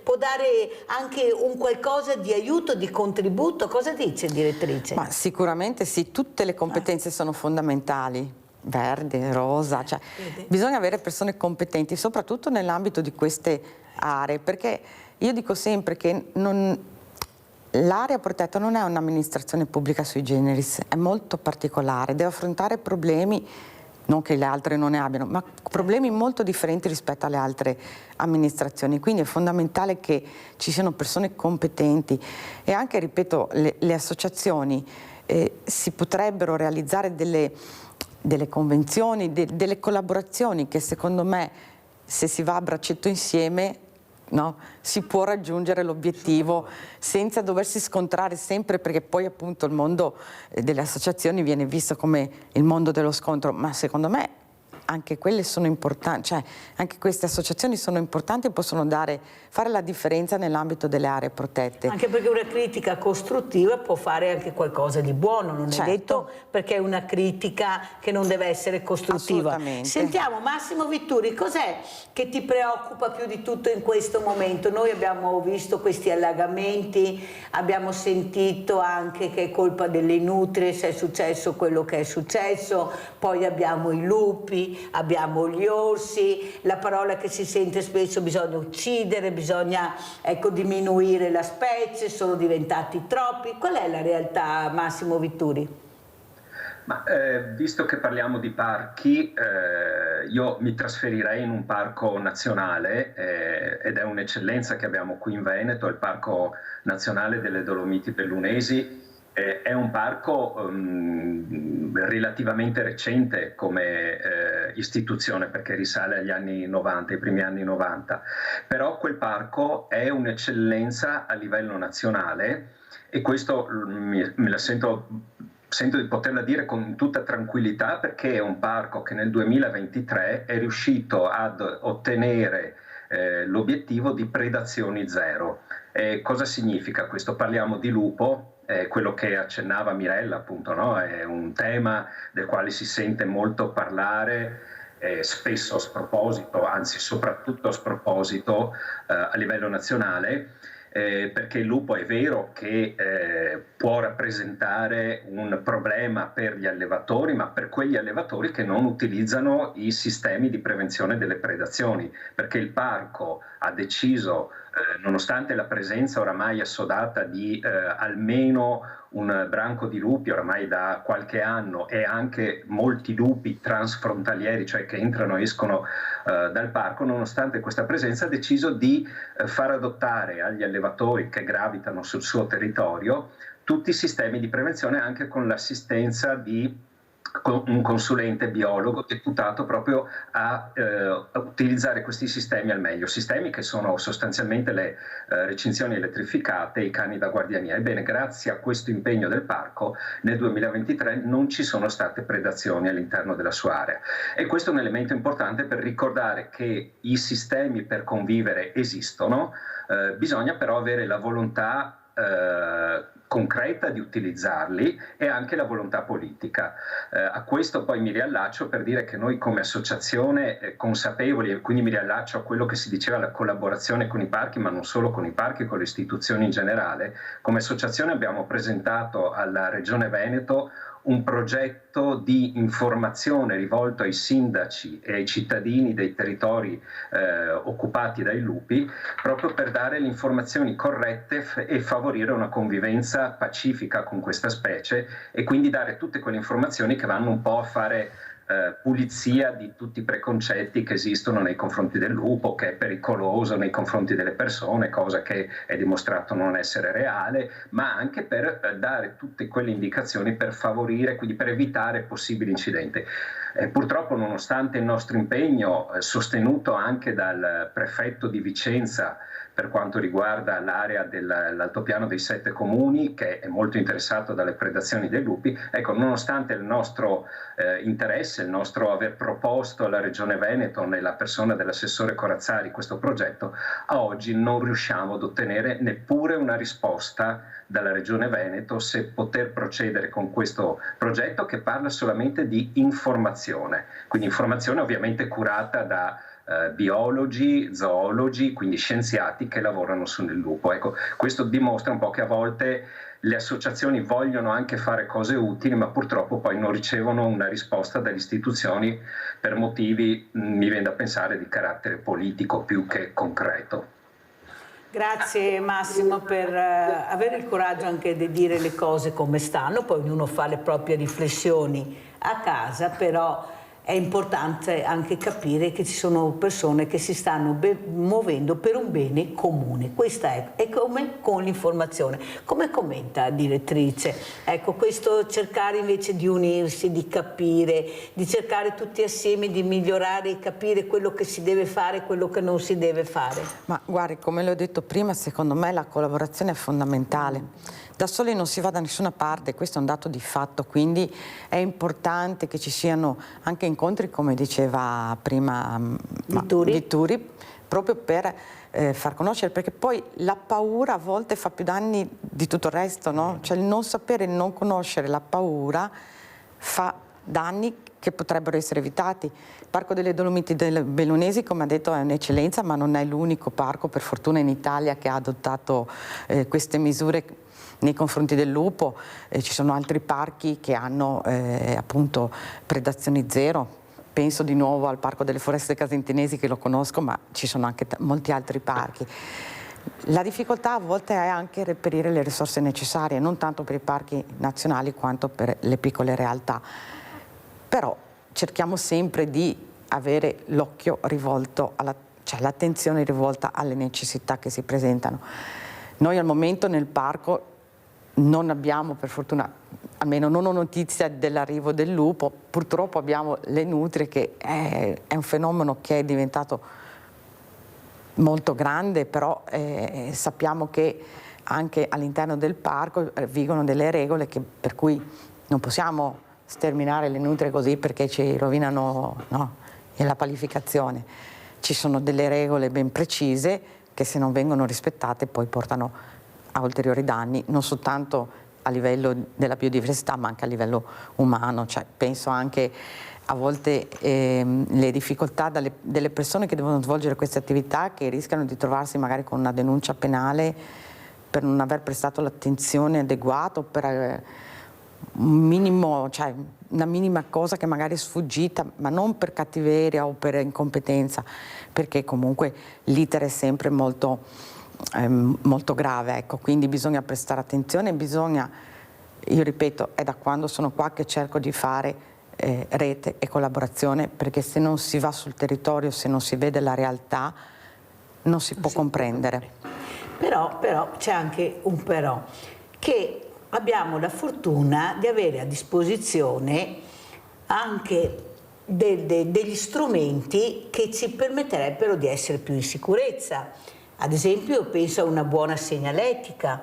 Quando tu entri in un parco ci sono dei percorsi che tu puoi fare, oppure ci sono dei percorsi più rischiosi. È una segnaletica, bastano dei cartelli. Noi ci troviamo ad avere dei cartelli che alle volte non vediamo, oppure messi su posti che non si vedono perché magari è cresciuta la vegetazione. Abbiamo la possibilità di avere anche dei contenitori dove questo cibo non può essere, ecco, messo a disposizione di questi animali, anche i lupi, perché è sigillato, loro non possono entrare, lo fanno in altri paesi. Noi abbiamo copiato i centri commerciali, ma quelli che sono le cose buone, Vitturi, non riusciamo a copiare, chissà il perché. E poi la cosa che veramente mi preoccupa sempre di più, come ha detto la direttrice, il problema alla fine sono sempre i soldi che non ti danno questa possibilità. Ma è proprio vero, oppure c'è la volontà di mettere anche certe risorse in cose che magari non ce ne fregano altamente, invece di informare, perché non può passare il messaggio che ho sentito dalle telefonate tempo fa con la storia degli orsi: non vado più a passeggiare anche in montagna perché ho paura di trovarmi l'orso, ho paura di trovarmi il lupo, quell'anziana che ha detto ho trovato il lupo in cimitero, aiuto, che paura. Non possono passare questi messaggi, perché noi dobbiamo informare nella corretta maniera e capire cosa si può fare. Se io leggo il cartello che dice guardate che in questo percorso c'è la possibilità, magari se non sono attrezzata o preparata mi sposto da un'altra parte. Cosa dice Vitturi? Ma è così difficile dare anche l'ABC di queste cose con una segnaletica adeguata? Ma pare di sì, effettivamente. Mi riallaccio un po' a quello che ho detto nel precedente intervento. Effettivamente è difficile riuscire a svolgere anche questi che potrebbero sembrare banali progetti di informazione, perché è vero che il cartello è importante, ma anzi anche fondamentale, però quel cartello deve essere spiegato, perché se io metto un cartello dove ci sono le paure a cui accennava anche la direttrice poco fa, tra i cittadini, legittime e comprensibilissime paure, per esempio per la presenza del lupo, metto il cartello dove è scritto attenzione area frequentata da lupi e non spiego perché e per come e quali sono i reali rischi, questo non farà altro che incrementare ancora di più le paure e le preoccupazioni delle persone. Quindi ben vengano i cartelli, ma all'interno di una progettualità più ampia che prevede anche il contatto diretto con i cittadini. Intanto mettiamo i cartelli in maniera che sappiamo se là ci sono i lupi o non ci sono i lupi. Intanto iniziamo così un po' alla volta, perché sennò se facciamo anche l'informazione non ci arriveremo mai, ma almeno so che in quella zona non c'è il lupo, almeno quello chiedo io. Poi non è possibile sentire le persone che hanno paura di andare in passeggiata perché chissà che mostro trovano. Direttrice, questo è un compito fondamentale anche il vostro, anche nei parchi. Cosa trovo nel parco? Che percorso devo prendere? Delle volte adesso dove vado, dove sono, cosa faccio? Ma allora, nell'ambito del parco cerchiamo sempre di avere la segnaletica adeguata, tra l'altro abbiamo anche il sito dove si possono proprio scaricare le mappe per poter fare i percorsi. Purtroppo c'è da dire che a volte questa segnaletica come per magia sparisce perché le persone, e là ecco la poca attenzione che si ha, no? Perché è capitato, ora le faccio un esempio banale, no? La passerella dei Burci, sì. Lì è una pista a mano, le bici devono andare a mano. Lei mi trovi quante persone passano la passerella dei Burci con il ciclo a mano? Pochissime. Abbiamo messo i cartelli, li abbiamo trovati segati nel fiume. Nel fiume. Proprio segati e buttati nel fiume.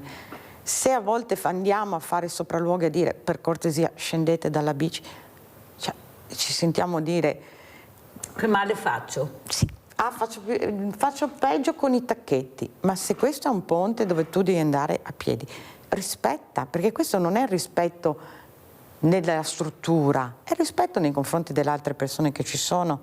Quindi è vero, la segnaletica è importante, ma capisce bene che se ogni volta che si mette giù una segnaletica poi arriva chi la toglie, cioè, questi sono soldi anche. Ci sono le telecamere, cara direttrice. Ma io metto, è lì subentra la privacy. Esatto, è là subentra la privacy. Allora, dove dovrebbero togliere la privacy ce la mettono, dove dovrebbero mettersela la Vitturi si gratta e fa bene, perché veramente non ne veniamo fuori, perché avete sentito alla fine, io aspettavo che lo dicesse e l'ha detto, e c'è la privacy. E io non posso guardare quel signore che magari toglie il cartello, lo seguo, la signora, perché è una persona, e lo butta nel fiume, perché c'è, ma chi se ne frega della privacy nel momento che rechi un danno alla comunità? Grazie alle telecamere mi sembra che vengono veramente arrestate certi personaggi che non troveremo mai. Allora cos'è sta privacy? Vitturi ci vuole spiegare lei, ecco, come vede questa privacy su cose che veramente è inammissibile sentire questa cosa.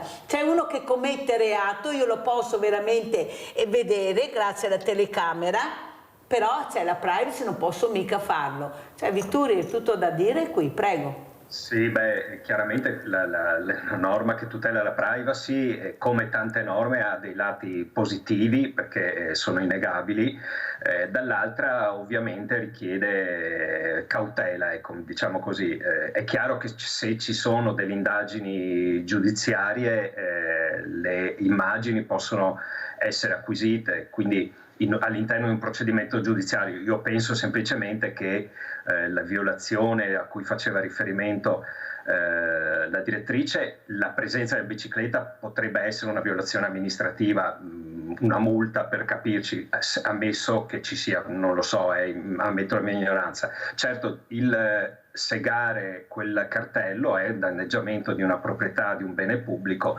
quindi, come dire, saliamo di livello, quindi è un reato che potrebbe essere perseguibile. Quindi io credo che fondamentalmente dobbiamo fare una riflessione su noi stessi, perché se ci sono persone che si abbassano a livello di portarsi dietro una sega per perdere tempo, segare quel palo che chiede di andare a portare le biciclette a mano, vuol dire che dobbiamo chiedere noi stessi dove siamo caduti, ma veramente tanto in basso. Cioè, quindi qui non è una questione di privacy, è una questione di responsabilità del cittadino e di rispetto nei confronti delle cose comuni, perché io credo che se il Parco del Sile ha imposto il divieto di utilizzare le biciclette, non l'ha fatto per fare un dispetto ai cittadini, ma perché evidentemente passare con le biciclette in una zona, in un'area ristretta come quella passerella, dove ci sono molte persone che vanno a piedi, magari i bambini, può costituire un rischio, un pericolo per gli altri fruitori di quel percorso. Quindi è anche una questione di banalissimo buonsenso. È chiaro che purtroppo anche qui entra in gioco l'educazione, la responsabilità dei singoli cittadini, che è responsabilità di tutti noi. Io spero solo che questi casi siano veramente in un numero molto limitato, perché fossero una questione quotidiana, allora vuol dire che veramente dobbiamo fare una riflessione più ampia, non tanto sui parchi, non tanto sulla privacy, ma sul nostro essere cittadini di una comunità che non rispettiamo noi per primi, ma poi chiediamo il rispetto magari della nostra privacy. Ecco, io chiedo il rispetto della mia privacy nel momento in cui rispetto le regole del vivere comune, e quel portare le biciclette a mano è una regola del vivere comune in quelle zone lì. E come siamo messi con la caccia, Vitturi? Adesso fra poco sentiremo questi fucili, poi abbiamo i cacciatori che sono, io ne ho intervistato parecchi, più bravi di loro non c'è nessuno. Io dico sempre che ci sono i bracconieri che sono i cacciatori alla fine, cioè, ci sono anche questi, cioè, è inutile che mi dicano sempre che va tutto bene, no, non va niente bene, perché c'è il buono e il cattivo anche in queste situazioni. Com'è la situazione attuale, Vitturi? Ma la situazione attuale è che la caccia in questo periodo è aperta. Oggi è martedì, è giorno di silenzio venatorio, quindi i cacciatori non non è consentito andare in giro a caccia, ma da domani riprendono regolarmente. Io su questo così porterei un esempio che è fuori regione, però ha interessato sicuramente anche molti cittadini veneti e li interessa tuttora, perché è un caso che stiamo seguendo da tempo e riguarda quella famosa carneficina di cervi che vogliono fare in Abruzzo, 469 cervi che vogliono uccidere, che ha risvegliato l'interesse, stimolato l'interesse di tanti cittadini a livello nazionale, quindi anche qui in Veneto, e questo ci permette anche di capire, perché vi porterò un esempio eclatante di come poi rispetto a quello che si parlava poco fa, veloce perché sono in chiusura, Vitturi. Sì, i costi che richiede la manutenzione per esempio dei parchi. Bene, in Regione Abruzzo giustificano l'uccisione di 469 cervi perché hanno prodotto 26.000 euro di danni in un anno, che è nulla, danni all'agricoltura, è nulla, e nello stesso anno la Regione Abruzzo ha dispensato 16 milioni e mezzo di euro a pioggia su 2.300 beneficiari senza nemmeno chiedere delle pezze d'appoggio. Ecco, questo è un elemento che ci fa capire come i soldi ci sono, ma molto spesso vengono spesi male e in maniere inopportune anche in questo caso. Grazie a Massimo Vitturi, responsabile nazionale LAV Lega Antivivisezione. Sentiamo come ci saluta velocemente la dottoressa Santina Serenella Grande, direttrice Parco Naturale Regionale del Fiume Sile. Come ci saluta, direttrice? Io vi saluto invitandovi a venire a visitare il nostro parco, che è un parco molto bello. Vediamo delle foto se ce la facciamo, prego. Poco conosciuto come molte altre realtà di parchi naturali, dove si possono appunto fare attività anche sportive. Qua vediamo ad esempio in questo tratto di fiume si può fare la navigazione a remi, si possono fare anche la navigazione a motore partendo da Casiere e andando verso la laguna. Devo chiudere, basta così, ma ci rincontreremo e l'avremo ancora ospite, ci avrà piacere, perché è molto importante capire cosa c'è nel nostro territorio. Grazie anche alla direttrice. Adesso andiamo a pranzo con la proposta di Mirella. Funghi al funghetto. I porcini non sono facilmente confondibili con altri funghi. La forma, le proporzioni, i colori non lasciano adito a molti dubbi. Comunque, per evitare intossicazioni, occorre controllare che la carne sia bianca e non cambi colore al taglio.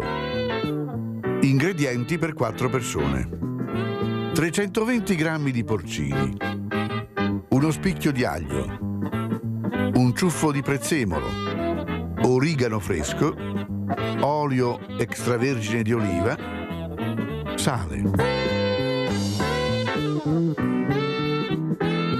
Strofinateli con un panno umido per eliminare tutti i residui di terriccio. Affettateli.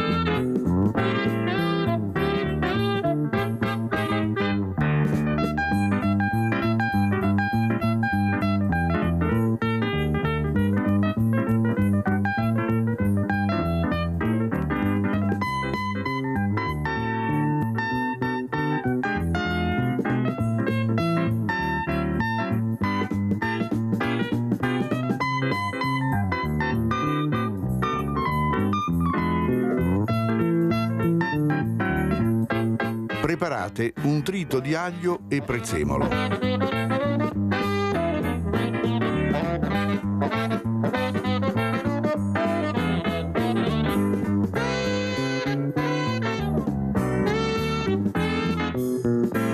Mondate i funghi.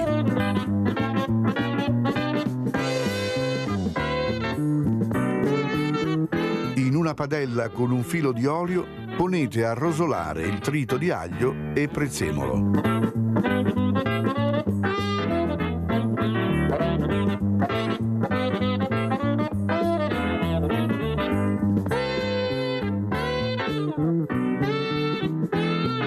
Unite i funghi e lasciateli insaporire.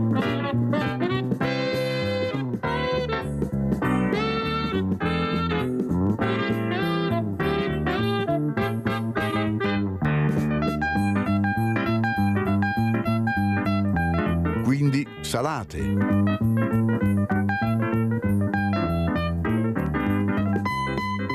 bagnate con un mestolino di acqua e lasciate cuocere per circa 15 minuti. Profumate i funghi con foglioline di origano.